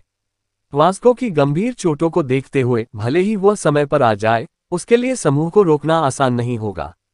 लॉन्ग हाओ चेन की नज़र अपने साथियों पर घूम रही थी। ये मेरे विचार हैं, अब उस सब पर चर्चा करते हैं। कृपया आपके मन में जो भी सुझाव आए उसे उठाएं। हालांकि यह योजना पूर्ण लगती है, लेकिन आखिरकार मोडू में प्रवेश करना बेहद खतरनाक होगा। यहां तक कि इटर्नल मेलोडी की टेलीपोर्टेशन क्षमता के साथ भी हमारी सुरक्षा की पूरी तरह से गारंटी नहीं दी जा सकती है। इसलिए हम तभी प्रयास करेंगे जब सभी एकमत हों। यदि केवल एक व्यक्ति आपत्ति करता है, तो हम दूसरा रास्ता अपनाएंगे। मेरी एक दूसरी योजना है जो दानव क्षेत्र के माध्यम से अनिश्चितकालीन यात्रा करने की होगी। हर बार एक दानव देवता को मारने की आवश्यकता के बिना दानव क्षेत्र में कहर बरपाना होगा, लेकिन उसके तुरंत बाद उनके लिए पर्याप्त सुविधा करना। एक बहुत अच्छा लक्ष्य एंड्रोस प्रांत है। उस प्रांत के बारे में निश्चित रूप से सभी को याद है जहां हमने पहले शैतान सर्प दानव भगवान एंड्रोमलियस को मार डाला था। एंड्रोस प्रांत निश्चित रूप से पूरे राक्षस क्षेत्र में सबसे अधिक आबादी वाला स्थान है। चूंकि राक्षस अपने अधिकांश संसाधन समुद्र से प्राप्त कर रहे हैं, यदि हम वहां पहुंच सकें और विनाश कर सकें, तो राक्षस निश्चित रूप से अत्यधिक क्षति उठाएंगे। उनकी आपूर्ति में और भी कठिनाइयां होंगी जो पवित्र युद्ध के संकट को शांत करने में काफी फायदेमंद होंगी। एंड्रो प्रांत के आसपास होने वाली ये दो योजनाएं निश्चित रूप से अधिक व्यवहार्य होंगी और अधिक सुरक्षित होंगी। एकमात्र समस्या यह है कि जबकि एंड्रो प्रांत हमारे बहुत करीब है, येल प्रांत से ठीक पूर्व में और हमें केवल एक और प्रांत से होकर गुजरना होगा, इससे दानव देवता सम्राट के हमारे पीछे आने की संभावना बहुत अधिक हो जाएगी। बिना किसी संदेह के लॉन्ग हाओ चेन की दो योजनाओं में सबसे साहसिक योजना पहली थी, दानव भविष्यवक्ता स्टार दानव भगवान वासागो को निशाना बनाना और मोडू शहर में खतरों से गुजरना। बस एक अद्भुत योजना। लॉन्ग हाओ चेन के बोलने के बाद कुछ देर का मौन हो गया। उनकी अगली कार्रवाई टेम्पल अलायंस के प्रति उनके समर्पण और परिस्थितियों से काफी हद तक संबंधित होगी। लापरवाह होना कोई बात नहीं थी। लॉन्ग हाओ चेन भी दो योजनाओं की संभावना पर विचार कर रहे थे। एंड्रो प्रांत में जाने से खतरा स्पष्ट रूप से कम था, भले ही दानव देवता सम्राट ने किसी अन्य दानव देवता को वहां तैनात करने के लिए भेजा हो, लेकिन जरूरी नहीं कि उनके पास इससे निपटने का कोई रास्ता न हो। कम से कम उन्हें अपनी सुरक्षा की चिंता तो नहीं होगी। लेकिन अगर उन्होंने मोडू कैपिटल सिटी जाना चुना, तो परिवर्तनशीलता अधिक होगी। कोई भी यह अनुमान नहीं लगा सकता था कि वहां उनका सामना कैसे होगा। यदि किसी को संभावित परिणामों की तुलना करनी हो, तो पहला निस्संदेह सबसे अच्छा था। हालांकि उन्होंने पहले ही दो दानव देव स्तंभों को नष्ट कर दिया था। आखिरकार ये निम्न श्रेणी के दानव देवता थे, जो बिना अधिक प्रभाव के केवल अपनी जड़ें हिलाने में सक्षम थे। लेकिन स्टार दानव भगवान वासगो वैसा नहीं था। वह चंद्रमा दानव देवता और दानव देवता सम्राट तीन सबसे बड़े दिग्गज बने। हालांकि उन्होंने सेमिनागा और मारबास के साथ 5 का एक समूह बनाया, लेकिन अन्य दो की शक्ति और उपयोगिता ज्यादातर उनके कुलों में परिलक्षित हुई। लेकिन वासगो वैसा नहीं था। दानव भविष्यवक्ता के रूप में उसकी उपयोगिता अथाह थी, दानव देवता सम्राट की सच्ची सबसे बड़ी सहायता के रूप में कार्य करना। यदि वे स्टार दानव भगवान के दानव देवता स्तंभ को नष्ट करने, राक्षसों की जड़ें हिलाने में सफल हो गए, तो दानव देवता सम्राट को असीम पीड़ा होगी। ये राक्षसों के लिए बहुत बड़ा आघात होगा। हालांकि इससे उन्हें हर जगह सताया जाएगा। यह उनके हाथों के तहत राक्षसों को नष्ट करने के मार्ग की शुरुआत होगी। लॉन्ग हाओ चेन अंदर से परेशान था, अपने साथियों को बहुत अधिक खतरे में डालने के लिए तैयार नहीं था, लेकिन अभी के लिए ये जीवन में एक बार मिलने वाला अवसर था। वह उसे किसी उलझन में कैसे डाल सकती थी। बॉस, मुझे 2 बातें कहने दीजिए। सबसे पहले जवाब देने वाली सिमाजियान थी, जिसकी पहले की चंचल निगाहें बिल्कुल भी गायब थीं। इस गंभीर समय में उन्होंने सचमुच एक दृढ़ चेहरा दिखाया। केवल उसके चमकदार मुंडा सिर ने ही इस माहौल को खराब कर दिया। बॉस, मुझे वह योजना स्वीकार्य लगती है। यही कारण है कि मैं धन की खातिर खतरे को चुनौती देता हूं। जब कोई अवसर सामने आता है तो बर्बाद करने का कोई समय नहीं है। आपने जो दूसरा प्रस्ताव दिया वह भी बहुत अच्छा है, लेकिन वे कुछ उपलब्ध कार्य हैं जिन्हें हम किसी भी समय ले सकते हैं। दूसरी ओर मोडू शहर में अच्छे अवसर वास्तव में दुर्लभ हैं। शायद भविष्य में हमें ऐसा अवसर भी नहीं मिलेगा। और इसके अलावा हमारे मुखबिर के रूप में राजकुमारी यू ये हैं। मोडू में प्रवेश करने के बाद आगे बढ़ने से पहले हम केवल पूरी स्थिति स्पष्ट कर सकते हैं। हमें टेलीपोर्ट करने के लिए शाश्वत मेलोडी के साथ हम किसी भी समय युद्ध के मैदान को छोड़ सकते हैं। निश्चित रूप से कुछ जोखिम होगा, लेकिन दानव शिकारी के रूप में क्या जोखिम के बिना भी कोई समय है। एंड्रोस प्रांत में भी दानव देवता सम्राट से मिलने का मौका है। हम गठबंधन की भलाई के लिए मौजूद हैं, मानवता के लिए लड़ रहे हैं। खतरा कुछ भी नहीं है। एक आदमी को युद्ध के मैदान में मरना चाहिए, घोड़े पर दफनाया जाना चाहिए। सिमा जियान का भाषण भावुक था और उसकी आंखें युद्ध की हिंसक प्यास से भरी थीं। वांग युवान ने उनका अनुसरण किया और कहा, मैं सिमा की बातों से सहमत हूं। एक अवसर हमारी आंखों के सामने आ रहा है। खतरे से रहित रास्ता असंभव है, लेकिन हमें खतरे का डर कब हुआ? हम पवित्र युद्ध से भी गुजरे हैं। यदि हम स्टार दानव भगवान के दानव देव स्तंभ को नष्ट कर सकते हैं, तो हम मानवता के नायक होंगे। ये राक्षसों के विनाश का शुरुआती बिंदु भी होगा, जिससे हमें आशा की मंद चमक का नाम मिलेगा। लिन शिन ने उत्तर दिया, चलो इसके लिए चलते हैं। जिस दिन से मैं हमारे डेमन हंटर स्क्वाड में शामिल हुआ, उसी दिन से मैंने संकल्प लिया कि मैं आपका अनुसरण करूंगा चीफ। जहां तुम इशारा करोगे मैं वहीं गोली मार दूंगा। उन वर्षों में लॉन्ग हाओचेन ने अपने लिए करियर को चुनना छोड़ दिया था, भले ही इससे उसके और करियर के बीच गलतफहमी पैदा हो गई थी। यह एक ऐसा मामला था जिसे लिन शिन सामान्य समय में नहीं लाए थे, लेकिन उनके दिलों में यह एक एहसान था जो उनकी यादों में गहराई से अंकित हो गया था। करियर ने हाओचेन को धीरे से देखा और एक फीकी मुस्कान दिखाए, भले ही सबसे बुरा समय आए, मैं केवल आपकी तरफ से मरूंगा और कुछ नहीं। लॉन्ग हाओचेन ने अपनी भौहें सिकोड़ ली, बकवास मत करो। हम सभी जीवित रहेंगे और मिलकर वह दिन देखेंगे जब मानवता राक्षसों को हरा देगी। ऐसा लग रहा था कि वह करियर को डांट रहा था, लेकिन वह उसे बेहद भावुक भाव से देख रहा था। चेन यंग र ने उदासीन चेहरा दिखाते हुए अपने कंधे उचकाए, मैं भी सहमत हूं। जब ये जीवित होता है तो मुझे वास्तव में यह अधिक पसंद आता है। जब मैं छोटा था और दादाजी ने मुझसे मेरी सबसे बड़ी इच्छा के बारे में पूछा था, तो मैंने कहा था कि मैं मोडू कैपिटल सिटी को अपने बुलाए गए जानवरों के लिए एक घर में बदलना चाहता हूं। वह ऐसा अवसर अवश्य ही छोड़ देगा। लेकिन प्रमुख, आपको मुझसे वादा करना होगा कि यदि मैं युद्ध में मर जाता हूं, तो आप वेंझाओ को मेरी ओर से गठबंधन में वापस ले लेंगे। अब केवल हान यू और झांग फैन को अपनी स्थिति घोषित करनी बाकी थी। लॉन्ग हाओचेन ने अंततः दोनों की ओर देखा। हॉन यू ने आंख मारते हुए कहा, बॉस, मेरी तरफ देखने की कोई जरूरत नहीं है। क्या तुम भूल रहे हो कि मैं तुम्हारा अनुचर शूरवीर हूं? तुम जहां जाओगे मैं वहां जाऊंगा। झांग फैन ने हान यू के स्वर की नकल की, हाओचेन, मेरी ओर देखने की कोई जरूरत नहीं है। क्या आप भूल रहे हैं कि मैं युवान का संरक्षक शूरवीर हूं? मैं वहां जाऊंगा जहां वह जाएगी। ऐसा कहने के बाद लिन शिन और सिमा जियान ने चुपचाप सीटी बजाए और वांग युयानुआन लाल हो गए और झांग फानफेंग पर जमकर घूरने लगे, जिन्होंने ऐसा व्यवहार किया जैसे उन्होंने देखा ही नहीं। दरअसल झांग फैनफेंग को अभी भी आशंका थी, लेकिन बाद में ऐसा नहीं हुआ। सब में से एक, आशा की धुंधली किरण का एक सच्चा सदस्य। चूंकि सभी ने पहले ही अपना संकल्प कर लिया है, तो यह बाहरी चीज सारा मजा कैसे खराब कर सकती है। इसके अलावा वांग युवान ने पहले ही इसे मंजूरी दे दी थी और उनके शब्द अभी भी ईमानदार थे। भले ही खतरा अत्यधिक था, फिर भी वह थोड़े समय बाद दुखद समाचार सुनने के बजाय वांग युवान के साथ मिलकर इसका सामना करना पसंद करेगा। लॉन्ग हाओचेन ने नहीं सोचा था कि उसके सभी साथी उसके पहले खतरे से भरे प्रस्ताव का पालन करके इतने प्रसन्न होंगे। गहरी सांस लेते हुए उन्होंने उत्तर दिया, उस मामले में हम सावधानीपूर्वक विश्लेषण करने जा रहे हैं और सबसे खराब स्थिति के लिए बहुत अच्छी तरह से योजना बना रहे हैं। अध्याय 618 यूए नेटवर्क भाग 1। मोडू शहर, मून डेमन पैलेस। यूए ने धीरे से अपनी आंखें खोली और हल्की सी आह भरी। जैसे ही उनके शरीर में आध्यात्मिक ऊर्जा का संचार हुआ, उनके पूरे शरीर से बैंगनी रंग का प्रकाश निकला। मानव और दानव दोनों रक्त वाले एक चरित्र के रूप में उसे कई असाधारण फायदे मिले।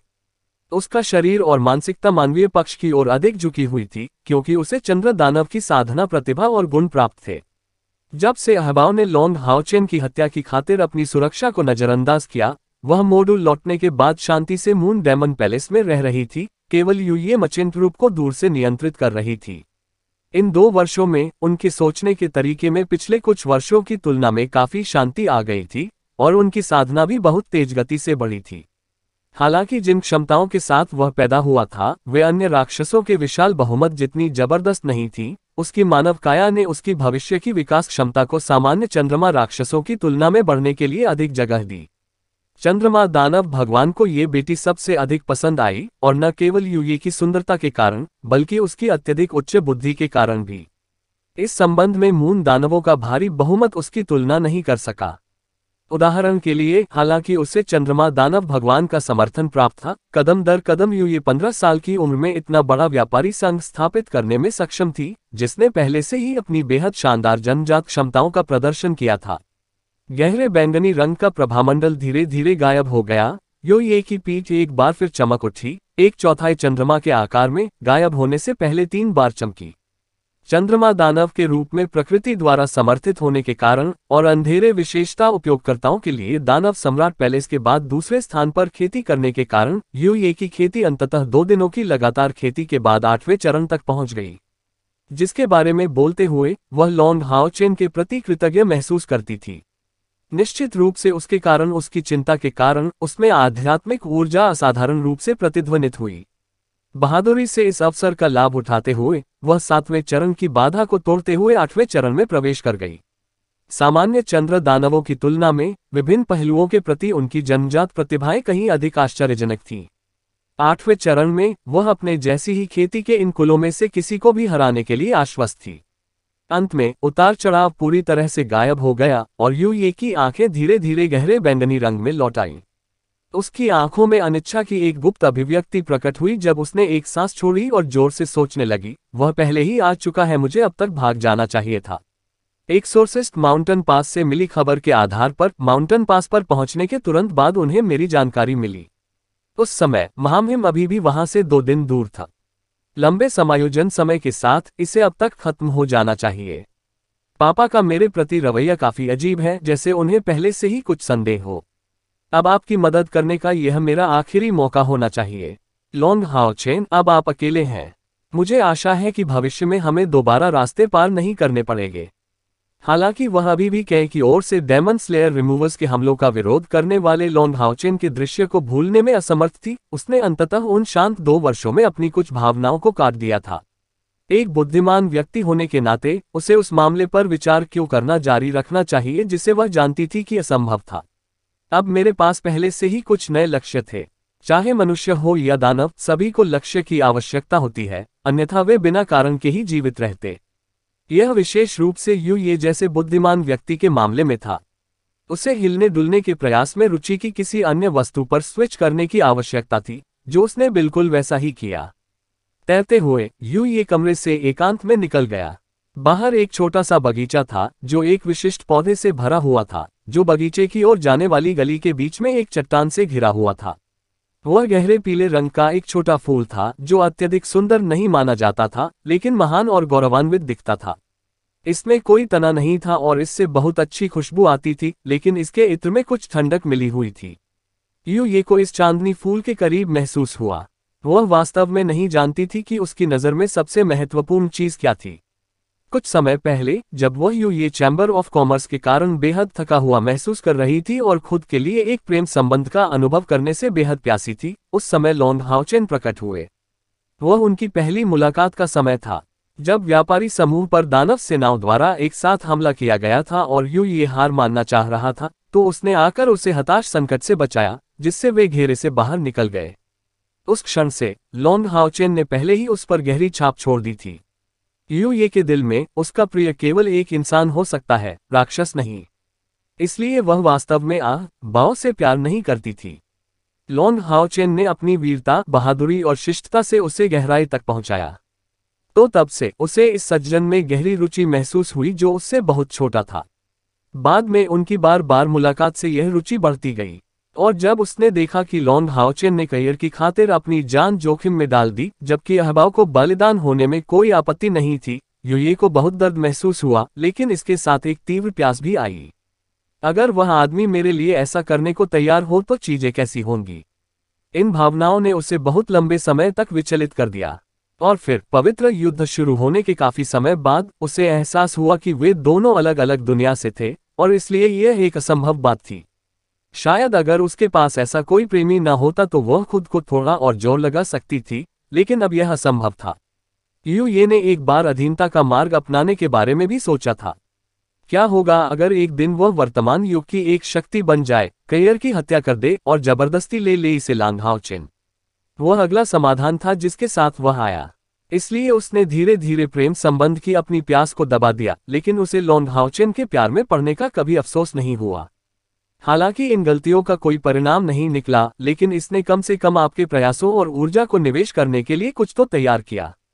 मैं यू ये जिस आदमी पर गिरी वह बिल्कुल अद्भुत है, उसकी तुलना कोई और नहीं कर सकता। वह पहले से ही अपने सारे प्रयास कहीं और कर रही थी, और इस प्रकार अपनी खेती को बढ़ाना उसकी सर्वोच्च प्राथमिकता थी। जैसे ही यू ये धीरे धीरे बगीचे से बाहर निकली, फूलों की एक समृद्ध सुगंध उसके साथ चली गई। उस समय वह एक रानी के समान महसूस करती थी, और अब उसका अपना लक्ष्य था। बगीचे से निकलने के बाद यू ये की अभिव्यक्ति पहले से ही सामान्य हो गई थी, शांत, गर्म, एक उल्लेखनीय रूप से नाजुक राजकुमारी की उपस्थिति के साथ। महामहिम, आपका रात्रिभोज तैयार है, एक नौकरानी ने उसके पास आकर उसे बताया। यू ये ने उसे बगीचे में किसी को भी न आने देने की हिदायत दी थी, लेकिन उसने कभी इसकी मांग नहीं की। अपनी खेती को बेहतर बनाने के लिए उसे दिन में केवल 3 बार भोजन की आवश्यकता थी। लूना कबीले की राजकुमारी के रूप में वह मूल रूप से एक सुखद जीवन जीती थी। हाँ, जैसे ही वह खाना खाने की तैयारी कर रही थी, उसकी नज़र थोड़ी सी घूमी और प्रवेश द्वार की ओर देखने लगी। हालांकि वह एक राजकुमारी थी, उसका घर बहुत बड़ा नहीं था, और खेती के स्तर पर उसे अपने परिवेश के बारे में बहुत गहरी जागरूकता थी। जैसा कि अपेक्षित था, एक और नौकर तेजी से आया। महामहिम, एक विस्काउंट उसकी तलाश में आया है, आपका टोकन पेश कर रहा है। एक विस्काउंट? नौकर निस्संदेह मून कबीले के विस्काउंट के बारे में बात कर रहा था। यू ये का अटल धैर्य अचानक टूट गया और उसके चेहरे पर आश्चर्य के भाव आ गए। क्या ये वह नहीं हो सकता? कृपया उसे अंदर आने दें। शांत होने की पूरी कोशिश करते हुए यू ये को अचानक एहसास हुआ कि उसका हाथ कांप रहा था। वह खुद भी नहीं जानती थी कि उसे उम्मीद है कि उसका अनुमान सही होगा या नहीं। थोड़ी देर बाद एक नौकरानी के नेतृत्व में गहरे बैंगनी रंग का वस्त्र पहने एक व्यक्ति आया। लबादा उसके पूरे शरीर को छिपा रहा था, लेकिन उसमें एक आदमी की आकृति दिख रही थी। अपना सिर थोड़ा नीचे करके उसने अपने चेहरे की बनावट को स्पष्ट रूप से देखना असंभव बना दिया। उसके भीतर अपनेपन की एक अवर्णनीय अनुभूति जाग उठी। हालांकि वह उसकी शक्ल नहीं देख सकी, फिर भी यू ये घबराकर चिल्लाने के करीब आ गई, अवचेतन रूप से एक कदम पीछे हट गई और नौकरानियों के चेहरे पर चौकस निगाहें उठाईं। उस व्यक्ति ने अपना सिर उठाया और अपने लिबादे का ऊपरी हिस्सा उठाया। बहुत दिनों से नहीं देखा, महामहिम। उसकी सुंदर और बेदाग उपस्थिति और सुनहरे बाल उसके कंधों को बड़े करीने से ढकते हुए, यदि उस उपस्थिति के लिए केवल एक दोष कहा जा सकता है, तो वह उसकी आंखें होंगी। चंद्रमा दानवों के लिए विशिष्ट बैंगनी आंखों की वह जोड़ी उस पुनर्तः सुंदर चेहरे पर थोड़ी असामंजस्य पैदा करती प्रतीत होती थी। क्या वह सचमुच तुम हो? तुम अभी क्यों आए? हालांकि यू ये ने अनुमान लगाया था कि यह संभवतः वही हो सकता है, फिर भी जब उसने वास्तव में उसे आमने सामने देखा तो वह अविश्वास से भर गई। जब वह पूरी तरह से पीली पड़ गई तो उसमें अवर्णनीय भावनाएं उभर आईं। लॉन्ग हाओचेन ने मुस्कुराते हुए यू ये की ओर देखा। 2 साल से अधिक समय तक अलगाव के बाद ये राजकुमारी यू ये और भी अधिक सुंदर हो गई थी, और भी अधिक महान दिखने लगी थी, और ऐसा लगता था कि उसमें एक नया आकर्षण है जो पहले उसके पास नहीं था। उसकी बैंगनी आंखें आश्चर्य से भरी थीं। इसलिए, क्या मेरा स्वागत नहीं है? यू ये आखिरकार यू ये था। थोड़ी देर के सदमे के बाद वह तुरंत होश में आई, अपने सदमे को रोकते हुए और हाथ हिलाते हुए कहा, आप जा सकते हैं। नौकरानियां संदिग्ध भावों के साथ चली गईं, और इस हॉल में केवल लॉन्ग हाओचेन और यू ये ही बचे थे। मेरे साथ आइए। यू ये तेजी से आगे बढ़ी और लॉन्ग हाओचेन को वापस बगीचे में ले गई। उसकी धड़कन अब भी तेज हो रही थी और उसके अंदर एक अवर्णनीय उत्तेजना की भावना उमड़ रही थी। शायद ये मुलाकात उतनी ही रोमांचक थी। बहुत जल्दी वह लॉन्ग हाओचेन को एकांत में अपने कमरे में वापस ले आया और दरवाजा बंद करने से पहले उसे अपने कमरे में खींच लिया। अपने दरवाजे के सामने लेटी हुई यू ये ने लॉन्ग हाओचेन को अविश्वसनीय नजर से देखा। यह आप कैसे हो सकते हैं? तुमने यहां आने की हिम्मत क्यों की? यू ये अपने आप में आश्चर्य की भावना को रोक पाने में असमर्थ थी। वह बोलते समय बहुत कांप रही थी। अध्याय 619 यू ये नेटवर्क भाग 2। दरअसल वह एक शांत और स्थिर, जानकार और दूरदर्शी लड़की थी, लेकिन इस समय वह वास्तव में अपनी दमित भावनाओं को नियंत्रित नहीं कर सकी। लॉन्ग हाओचेन वास्तव में उसके सामने इतना खुलकर सामने आया कि यह एक ऐसी अकल्पनीय बात थी। भले ही वह बहुत करीब था, फिर भी उसे ऐसा महसूस हो रहा था जैसे वह सपने में थी। लॉन्ग हाओचेन ने शांत मुस्कान दिखाए, मैं आने की हिम्मत क्यों नहीं करूंगा? और यदि राजधानी बाग का मुंह हो तो क्या होगा? यू ये ने अपनी आवाज खो दी, तो क्या हुआ? क्या ऐसा हो सकता है कि आप नहीं जानते कि आपकी हत्या करने के लिए दानव देवता सम्राट के पास 2 साल तक पवित्र युद्ध छेड़ने की कोई हिम्मत नहीं थी। इस पवित्र युद्ध ने शैतानों की आबादी पहले ही 30% से अधिक कम कर दी है। आपकी हत्या करने के लिए दानव देवता सम्राट व्यक्तिगत रूप से मेरे पिता और कुछ दानव देवताओं के साथ ओझा पर्वत दर्रे पर आपकी तलाश में गए थे। आपकी हत्या की खातिर स्टार दानव भगवान वासगो ने महान भविष्यवाणी का उपयोग करने के लिए अपना पूरा जीवन जलाने से इनकार नहीं किया। और आप केवल मोडू में इस तरह दिखाई दिए। तुम बस एक पागल आदमी हो। लॉन्ग हाओचेन ने कोई आवाज नहीं की। वह यू ये की भावनाओं को समझ सकता था। हालांकि लॉन्ग हाओचेन एलायंस के शीर्ष कृषकों में से नहीं थे, लेकिन अगर प्रतिष्ठा और प्रभाव के मामले में बात की जाए तो वह निश्चित रूप से शीर्ष पर होंगे। उन्हीं के कारण राक्षस पक्ष ने ये पवित्र युद्ध चलाया था। यू ये ने गहरी सांसें ली, उसका पूरा चेहरा अविश्वास से ढक गया। लॉन्ग हाओचेन के खूबसूरत चेहरे को देखकर उसे लगा कि वह नियंत्रण से बाहर हो गया है। अचानक उसने उसकी ओर बड़े कदम बढ़ाए और उसे कसकर गले लगा लिया। इस अप्रत्याशित आलिंगन ने उसे बहुत चकित कर दिया। इतने निकट संपर्क में आकर लॉन्ग हाओचेन उसकी तीव्र नाड़ी को स्पष्ट रूप से महसूस कर सकती थी। स्तब्ध, उसे समझ नहीं आ रहा था कि उसे इस स्थिति से कैसे निपटना चाहिए। वह स्पष्ट रूप से आलिंगन का जवाब नहीं दे सकी। उसके दिल में यू ये सिर्फ एक साथी, एक दोस्त थी।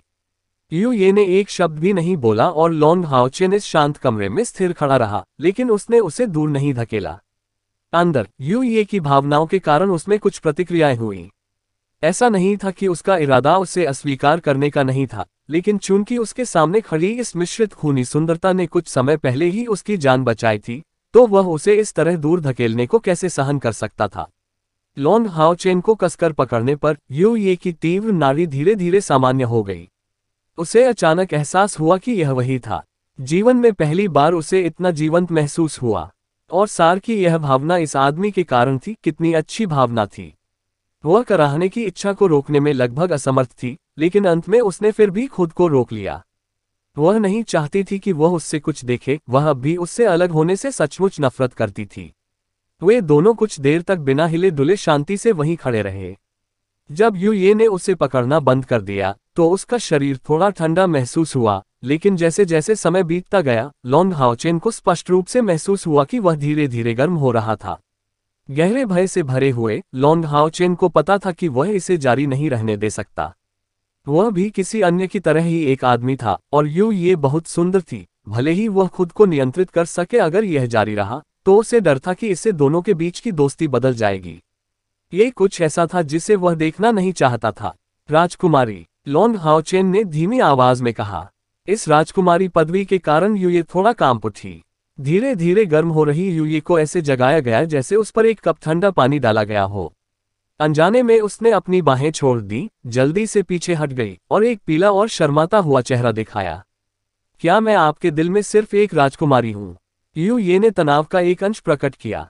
उसे विश्वास था कि उसने बहुत समय पहले उसे जाने दिया था, लेकिन उसे सचमुच देखकर और उसके शरीर पर आभा महसूस करते हुए उसे एहसास हुआ कि यह भावना अभी भी मौजूद थी, उसके दिल की गहराई में दबी हुई थी। लॉन्ग हाओचेन ने हल्की आह भरी, मुझे क्षमा करें यू ये।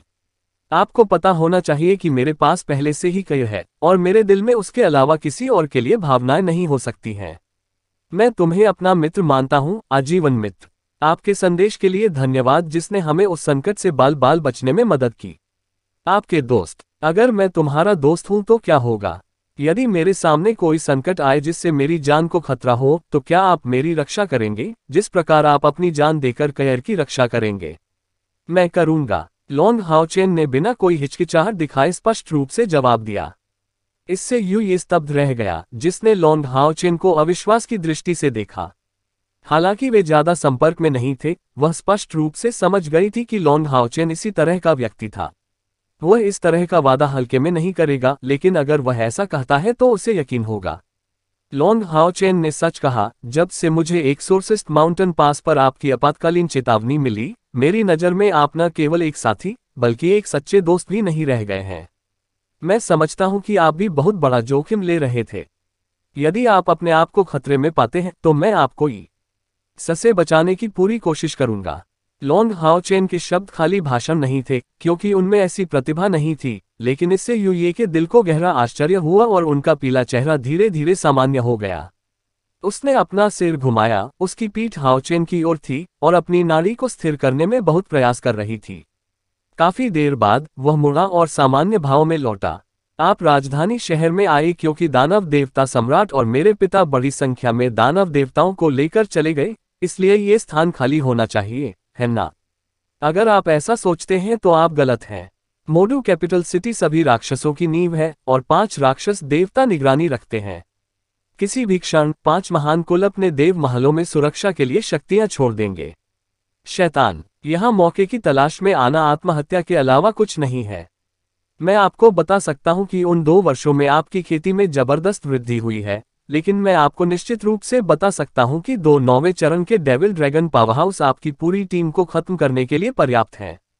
अपने आप को शांत करने के बाद ये अपने बुद्धिमान और दूरदर्शी स्वभाव में वापस आ गई और तुरंत लॉन्ग हाओ चेन के आगमन के कारणों को बताने में सक्षम हो गई। नहीं, राजधानी शहर में आना दानव देवता सम्राट की अपेक्षाओं से पूरी तरह बाहर होना चाहिए। किसी को भी यह उम्मीद नहीं करनी चाहिए थी कि आप सीधे जाल में फंस जाएंगे, और अपनी बुद्धिमत्ता से मुझे नहीं लगता कि आपने कोई आत्मघाती योजना बनाई होगी। मुझे बताओ, तुम क्या योजना बना रहे हो? लॉन्ग हाओ चेन ने सिर हिलाया। आपके द्वारा मुझे दी गई जानकारी के आधार पर महान भविष्यवाणी के उपयोग से स्टार दानव भगवान वासागो को बहुत कमजोर कर दिया जाना चाहिए और उसकी ताकत का केवल 10वां हिस्सा चरम रूप में होना चाहिए, है ना? मैं सबसे पहले इसी तथ्य की पुष्टि के लिए यहाँ आया हूँ। उसका सवाल सुनने के बाद ये एक बार फिर स्तब्ध रह गई। क्या आप स्टार दानव भगवान पर हमला करने की योजना नहीं बना सकते? लॉन्ग हाओ चेन ने सच्चाई को छिपाने की कोशिश नहीं की और उसकी ओर सिर हिलाया। ये ने हौंफते हुए कहा, ऐसा लगता है कि तुम सचमुच पागल हो। ये कैसे संभव हो सका? भले ही उसके पास अपनी ताकत का केवल 10वां हिस्सा ही क्यों न हो, स्टार दानव भगवान कोई ऐसा प्रतिद्वंद्वी नहीं है जिससे आप निपट सकें। क्या आप नहीं जानते कि उसके पास अभी भी अपनी खेती को बेहद भयानक स्तर तक बढ़ाने के अनगिनत तरीके हैं? मुझे डर है कि तुम लोग उसका एक भी मुक्का नहीं सह पाओगे। लॉन्ग हाओ चेन ने उत्तर दिया, हम पहले ही इन सभी बिंदुओं पर विचार कर चुके हैं। चिंता न करें, चूंकि हमने आने का साहस किया है, ये निश्चित रूप से सावधानीपूर्वक विचार करने के बाद ही आया है। मैंने पहले ही सभी कठिनाइयों पर विचार कर लिया है, और ऐसा नहीं है कि हम सीधे स्टार दानव भगवान की हत्या की योजना बना रहे हैं। क्या आप मुझे बता सकते हैं कि स्टार दानव भगवान की वर्तमान स्थिति क्या है? ये ने जवाब दिया, महान भविष्यवाणी के उपयोग के बाद स्टार दानव भगवान वास्तव में कमजोर हो गया है। ये वह बात है जो पिताजी ने मुझे व्यक्तिगत रूप से बताई थी, और मेरे पिताजी ने कभी भी मुझसे झूठे शब्द नहीं कहे हैं। उनके दानव देव स्तंभ को सत्य का सितारा कहा जाता है, और यह उनके द्वारा बोले गए किसी भी झूठ का उनकी खेती पर बहुत प्रभाव डालता है। यदि आप स्टार दानव भगवान को मारने की योजना नहीं बनाते तो आप उसके लिए क्यों आए? मुझे पता है, तुम्हें उसके दानव देव स्तंभ को नष्ट करने की योजना बनानी चाहिए।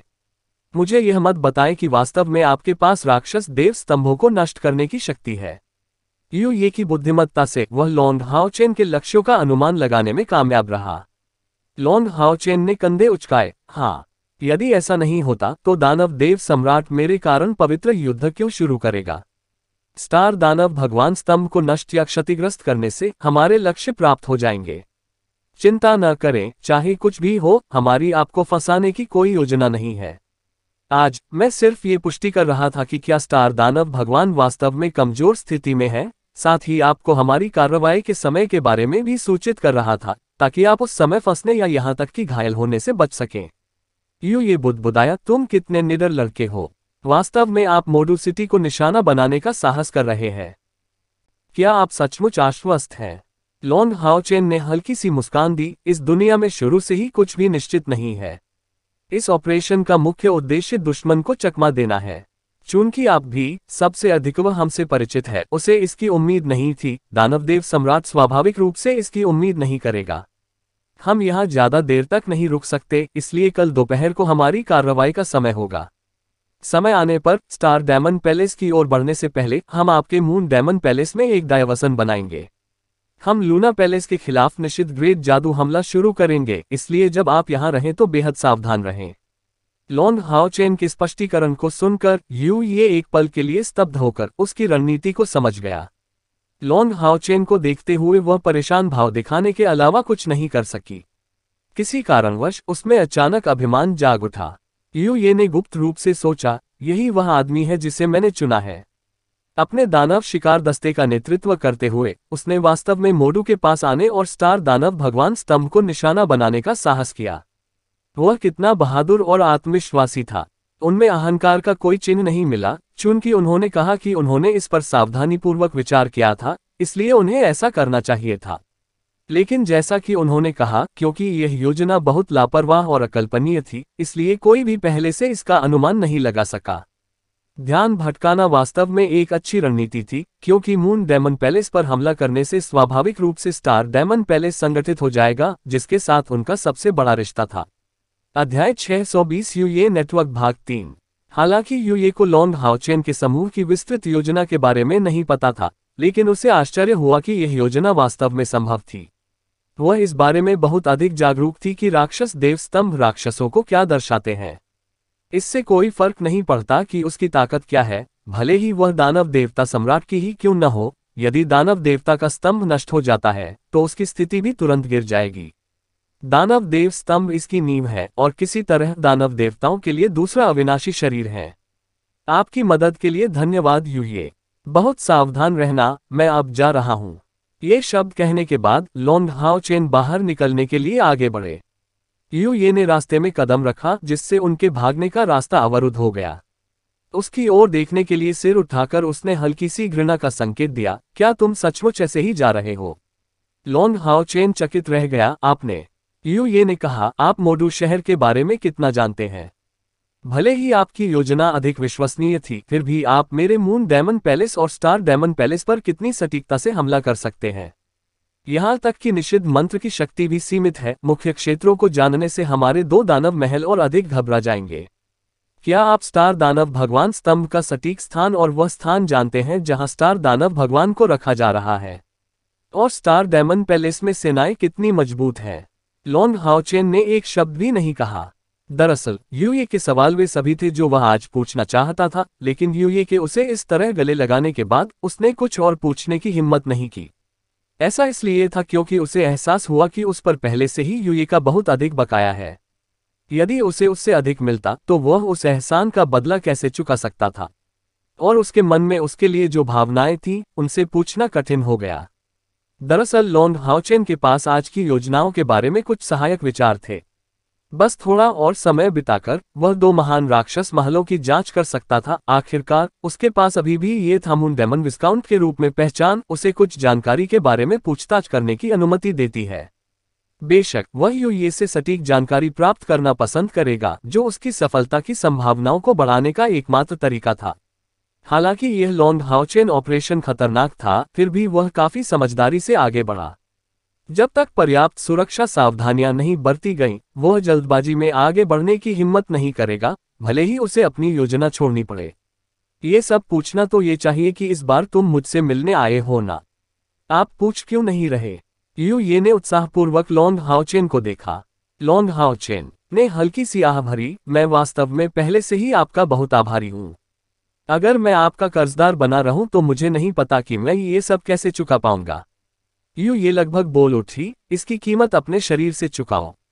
लेकिन वह फिर भी इसे सहती रही, क्योंकि वह जानती थी कि इससे उन दोनों के बीच दूरियां और भी बढ़ जाएंगी। तो ये पता चला कि आप पहले से ही जानते थे कि आप पर मुझ पर बहुत एहसान है। ठीक है, मैं तुम्हें बताता हूं कि तुम मुझे इसका बदला कैसे चुका सकते हो। चिंता न करें, यह कोई व्यक्तिगत बात नहीं है जो मैं आपसे पूछने जा रहा हूं। यूए की अभिव्यक्ति संयमित है, जिससे वह तर्कसंगत दिखने के साथ साथ कम भावुक हो गई है। एक संक्षिप्त विराम लेने के बाद उन्होंने एक सचेत दृष्टि प्रकट करते हुए घोषणा की, लॉन्ग हाओ चेन, मैं किसी भी संभव तरीके से आपकी मदद कर सकता हूं, और न केवल इस बार बल्कि भविष्य में हर बार। जब तक आपको इसकी आवश्यकता होगी, मैं आपको कोई भी जानकारी प्रदान करने की पूरी कोशिश करूंगा। यू ये की आवाज वास्तव में सुखद लग रही थी, और इसके अलावा उसने कहा कि उसे भावनात्मक रूप से उसे चुकाने की जरूरत नहीं थी। लॉन्ग हाओचेन आश्चर्यचकित था। फिर आप क्या हासिल कर रहे हैं? यू ये ने घोषणा की, यदि एक दिन आप मानव जाति के नेता बन सकते हैं और राक्षसों को हराने के लिए उनका नेतृत्व कर सकते हैं, तो मुझे आशा है कि आप उन सभी को खत्म नहीं करेंगे और राक्षसों के रहने के लिए केवल एक छोटा सा क्षेत्र छोड़ देंगे। यह आपके मानव साम्राज्य के बाहर बस एक छोटा सा राज्य होगा और मैं इसका शासक होगा। कुछ हजार वर्षों तक मानवता को हम पर आक्रमण नहीं करने देना चाहिए। लॉन्ग हाओचेन को यू से इस स्थिति की बिल्कुल भी उम्मीद नहीं थी और एक बड़ा आश्चर्य महसूस करने से खुद को नहीं रोक सका। यू क्या आप आश्वस्त हैं कि यह आपकी एकमात्र इच्छा है? आपको पता होना चाहिए कि यह कुछ ऐसा है जिसका वादा मैं आपसे बिल्कुल नहीं कर सकता। भले ही मैं भविष्य में एक दिव्य शूरवीर बन जाऊं, टेम्पल एलायंस निश्चित रूप से मेरी एक भी बात नहीं सुनेगा। यू ये ने दृढ़ निश्चय से उसकी ओर देखा। मुझे बस आपका वादा चाहिए। इससे क्या फर्क पड़ता है कि दूसरे क्या कहते हैं? यदि संपूर्ण टेम्पल एलायंस आपके अधीन आ जाता है तो आप निर्णय क्यों नहीं ले पाएंगे? और आपको स्पष्ट रूप से पता होना चाहिए कि भले ही मानवता हम सभी शैतानों को नष्ट कर सकती है, लेकिन इसकी निश्चित रूप से भारी कीमत चुकानी पड़ेगी। उस समय यदि आप हमें एक छोटे से क्षेत्र में दूर तक जाने का मौका देते हैं, तो शैतानों के अपने जीवन की परवाह किए बिना बाहर निकलने की संभावना बहुत कम होगी। मुझे बहुत कुछ नहीं चाहिए, बस एक प्रांत के आकार का क्षेत्र ही काफी होगा। लॉन्ग हाओचेन ने यूये के प्रस्ताव पर गहराई से विचार करते हुए अपनी भौहें सिकोड़ ली। इसमें कोई संदेह नहीं था कि यूये को राक्षसों के बीच एक तिल के रूप में रखने से उन्हें अपने भविष्य के कार्यों में बहुत लाभ होगा। लेकिन यूये की यह स्थिति वास्तव में उसकी नज़र में समझ से बाहर थी। यदि मैं तुमसे वादा भी करूं तो क्या राक्षसों की पराजय के बाद बची हुई सेनाएं भी तुम्हारी आज्ञा मानेंगी? यूये ने शांत मुस्कान दिखाई, यह मेरी अपनी समस्या है। इतना ही काफी है कि तुम मुझे अपना वचन ही दे दो। मैं ठीक भविष्य में आप टेम्पल अलायंस की कमान नहीं संभाल सकते, या यदि मेरी ताकत अलग अलग जीवित राक्षसों को इकट्ठा करने के लिए अपर्याप्त है, या यदि मनुष्य हमें हरा नहीं सकते, तो आपको अपना हिस्सा पूरा करने की कोई आवश्यकता नहीं होगी।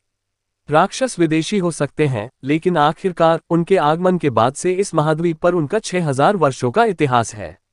कुछ अर्थों में 72 दानव देवताओं के अलावा सभी दानव जातियां भी शेंगमो डालू से उत्पन्न विभिन्न प्राणियों के विकास से पैदा हुई हैं, जो मूल रूप से इस दुनिया का हिस्सा हैं। यदि आप 72 दानव देव स्तंभों को नष्ट कर सकते हैं, तो ये कहना कठिन है कि राक्षसों का दानवीकरण जारी रहेगा या नहीं। और मैं तुम्हें बिना किसी डर के एक रहस्य बता सकता हूं। क्या आप जानते हैं कि हमारे ये मचेंट ग्रुप की मूलभूत ताकत क्या है? लॉन्ग हाओचेन ने अपना सिर हिलाया। ये ने उत्तर दिया, हमारी मूलभूत शक्तियां राक्षसों और मनुष्यों के मिश्रित रक्त के व्यक्ति हैं। लॉन्ग हाओचेन स्तब्ध रह गया, तुरंत ये के भाषण की निरंतरता की प्रतीक्षा करने लगा। ये ने आगे कहा, मानव और दानव रक्त के मिश्रित लोग आपकी कल्पना से ही अधिक संख्या में हैं। ये मचेंट ग्रुप सिर्फ हमारा बाहरी मुखौटा है, लेकिन हमारे प्रभाव का दायरा पूरे राक्षस क्षेत्र तक फैला हुआ है। हम में से भारी बहुमत का झुकाव मानवीय विचारों की ओर अधिक है, और अब तक हम वास्तव में स्वतंत्र होने के अवसर की तलाश में हैं। आप कितने चतुर हैं, ये देखते हुए आपको मेरा इरादा समझना चाहिए। इसलिए निश्चित रूप से मैं अपनी सहायता को जानकारी प्रदान करने तक सीमित नहीं रखूंगा। सफलता मिलने पर हमारे संगठन की ताकत खुद ब खुद सामने आ जाएगी। लॉन्ग हाओचेन ने कुछ अविश्वास दिखाया, और आप इस संगठन के नेता हैं? ये ने अपना सिर हिलाया, अभी नहीं। मैं आपको कुछ और बताना चाहता हूं। हमारे संगठन का वर्तमान नेता मानव और दानव से उत्पन्न एक दानव देवता है। जब मैंने ये मचेंट ग्रुप की स्थापना की, तब से हम संपर्क में हैं, और मैं संगठन के लिए खुफिया कार्य का प्रभारी रहा हूं। यदि भविष्य में मेरी ताकत पर्याप्त स्तर तक पहुंच गई, तो मेरे पास निश्चित रूप से नेता पद के लिए लड़ने की योग्यता होगी। मनुष्यों और राक्षसों के वंशजों के पास कई फायदे हैं। उदाहरण के लिए, भले ही हमारे वर्तमान नेता का दानव देवता स्तंभ नष्ट हो जाए, अधिक से अधिक उसे ताकत का थोड़ा नुकसान होगा और अपनी शक्ति का उपयोग करने में असमर्थता होगी। लेकिन यह उन शुद्ध रक्त वाले राक्षस देवताओं के मामले से परे है। कृपया विचार करके मुझे अपना उत्तर दें। फिलहाल मैं आपसे आपके मित्र के रूप में नहीं, बल्कि अपने संगठन की ओर से बात कर रहा हूं। यदि हमारे समझौते अच्छे परिणाम पर पहुंचते हैं, तो हम उस राज्य के नियंत्रण में भी होंगे। लॉन्ग हाओ चेन सोच में डूब गया और बिना जल्दबाजी के यू ये शांति से उसके इंतजार में खड़ा रहा। थोड़ी देर बाद लॉन्ग हाओ चेन ने धीरे से अपना सिर उठाया। ठीक है, मैं तुम्हें अपना वादा देता हूं। यू ये ने आकर्षक ढंग से थोड़ी तनाव भरी मुस्कान प्रकट की। वह जानती थी कि इस क्षण से लॉन्ग हाओ चेन और वह एक बार फिर उस शुद्ध साझेदारी के रिश्ते में वापस आ जाएंगे। लेकिन उसके पास और क्या विकल्प था? मुझे आपकी सत्यनिष्ठा पर विश्वास है, इसलिए किसी वादे के अनुबंध की कोई आवश्यकता नहीं है। अच्छा, अब मुझे अपनी योजनाएं बताओ। आइए अब इसे परिष्कृत करें, सभी खतरों को खत्म करने की पूरी कोशिश करें। 1 मिनट रुकिए, मैं आपके लिए मून डायमंड पैलेस और स्टार डायमंड पैलेस का नक्शा ला रहा हूं। मोडू शहर अभी भी वैसा ही था, प्रभावशाली और अंधकार का सघनतम सार था। सभी दानव शक्तियों ने वहां रहने को एक सम्मान के रूप में लिया, क्योंकि वहां रहने के विशेषाधिकार के अलावा अंधेरे के घने सार ने उनकी खेती की गति को और तेज कर दिया। आसमान में धीरे धीरे अंधेरा छा गया और मौसम भी उतना अच्छा नहीं था। काले बादलों ने पूरे आसमान को ढक लिया, जहां बूंदाबांदी हो रही थी। जमा हुई धूल के अलावा अंधेरे का प्रचुर सार भीतर समाहित था, यहां तक कि आकाश के रंग को भी प्रभावित कर रहा था। मून डायमंड महल के बाहर एक अगोचर कोने में एक आदमी खड़ा था, जिसने अपने शरीर को पूरी तरह से एक बड़े लिबादे से ढांक रखा था। वह शांति से प्रतीक्षा कर रही थी। कभी कभी जब वह किनारे की ओर देखती थी तो उसका चेहरा अत्यंत सुंदर दिखाई देता था। ये चंद्रमा और तारा राक्षसों के भोजन के समय के करीब है। लॉन्ग हाओ चेन ने जोर से बुदबुदाया। ठीक इसी समय कुछ चंद्र दानव उसके पास प्रकट हुए। लॉन्ग हाओ चेन ने उनसे परहेज नहीं किया, बल्कि उन्हें आमने सामने देखा। लॉन्ग हाओ चेन की सुंदर विशेषताओं को देखकर उन्होंने तुरंत अपना सिर नीचे कर लिया, फिर तेज गति से चले गए। बैंगनी आंखें और खूबसूरत चेहरा, यह मूलतः चंद्र दानवों की सबसे बड़ी विशेषता थी। साथ ही उनकी स्थिति आमतौर पर उनकी सुंदरता की डिग्री के साथ जुड़ी होती है। उपस्थिति कभी भी चंद्र दानव की उम्र निर्धारित नहीं करेगी, लेकिन यह उनकी ताकत निर्धारित कर सकती है। और बिना किसी संदेह के लॉन्ग हाओ चेन को स्वर्ग से चंद्रमा दानव के रूप में प्रच्छन्न होने का आशीर्वाद मिला था। डिम ग्लिमर ऑफ होप के सभी सदस्य लड़ने के लिए तैयार थे, अपनी इष्टतम स्थिति में तैयार थे। वे सभी एक साथ एकत्र हुए, शांति से प्रतीक्षा कर रहे थे। यांग वेंझाओ और डुआन यी की चोटें पिछले कुछ दिनों के बाद भी काफी बेहतर थीं। लॉन्ग हाओ चेन ने उन्हें आमंत्रित नहीं किया, लेकिन अगर यह उनकी अपर्याप्त ताकत की वसूली के लिए नहीं होता तो वे निश्चित रूप से इस ऑपरेशन में भाग लेने के लिए उत्सुक होते। अभी वे केवल फैंट ग्लो ऑफ होप समूह को अपना हृदय आशीर्वाद दे सकते हैं।